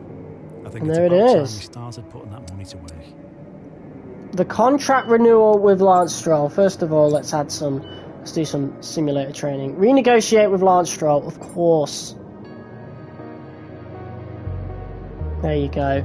And we'll just do a low risk offer of 8.35 million for him. So he demands the best race result, 12th or better. Well, we've got first. Driver demands he requires spec 2 in the chassis department, but we've got spec 3. That's awesome. And we have more than enough cash. There you go. Lance Stroll, once again, has been re-signed to the team. So he is going to be at the team at least until the end of the season. But I've got some mail now. That's probably for the Hungarian GP win. But yeah, guys, that is the end of this episode. We're getting no new parts coming into Spa. So all of these parts will be coming in pretty much before Zandvoort, I'm pretty sure. I don't know. Yeah, we can't do any more in the durability. I did want to do one more, I'm remembering now, but yeah, obviously, I don't even think we have enough. Oh no, I did get it. Oh yeah, we wanted to do the turbo, and I do have enough for that now, but we need to wait until one of these come in. So yeah, that is the end of this episode of F1 23, My Team Career Mode. We are in such an amazing position in this season. Top of the constructors standings. We're really starting to get a chokehold of the championship now. We are back on top in the drivers standings, but of course Lance Stroll is still dangerous, and obviously other teams can obviously still catch up, but we're quite a while ahead, and with more upgrades still to come. Yeah, we're looking dangerous, and we're looking to really be dominating for the rest of this season. So next episode will be Spa and Zandvoort, and then yeah, then we'll have a new special livery going into Monza in Singapore. Then we got Mexico, Brazil, and then the final episode will be Portimao and Vegas. So yeah, we're just speeding through these seasons now, and yeah, we'll see how we feel at the end of Season 5, because that's when I kind of want to end it, but we'll see. We'll see what happens. But guys, thank you all so much for watching this episode of F123 My Team Career Mode. If you guys liked it, be sure to hit that like button as hard as you possibly can, comment, share, and subscribe, and I will see you all in the next video. Until next time, peace.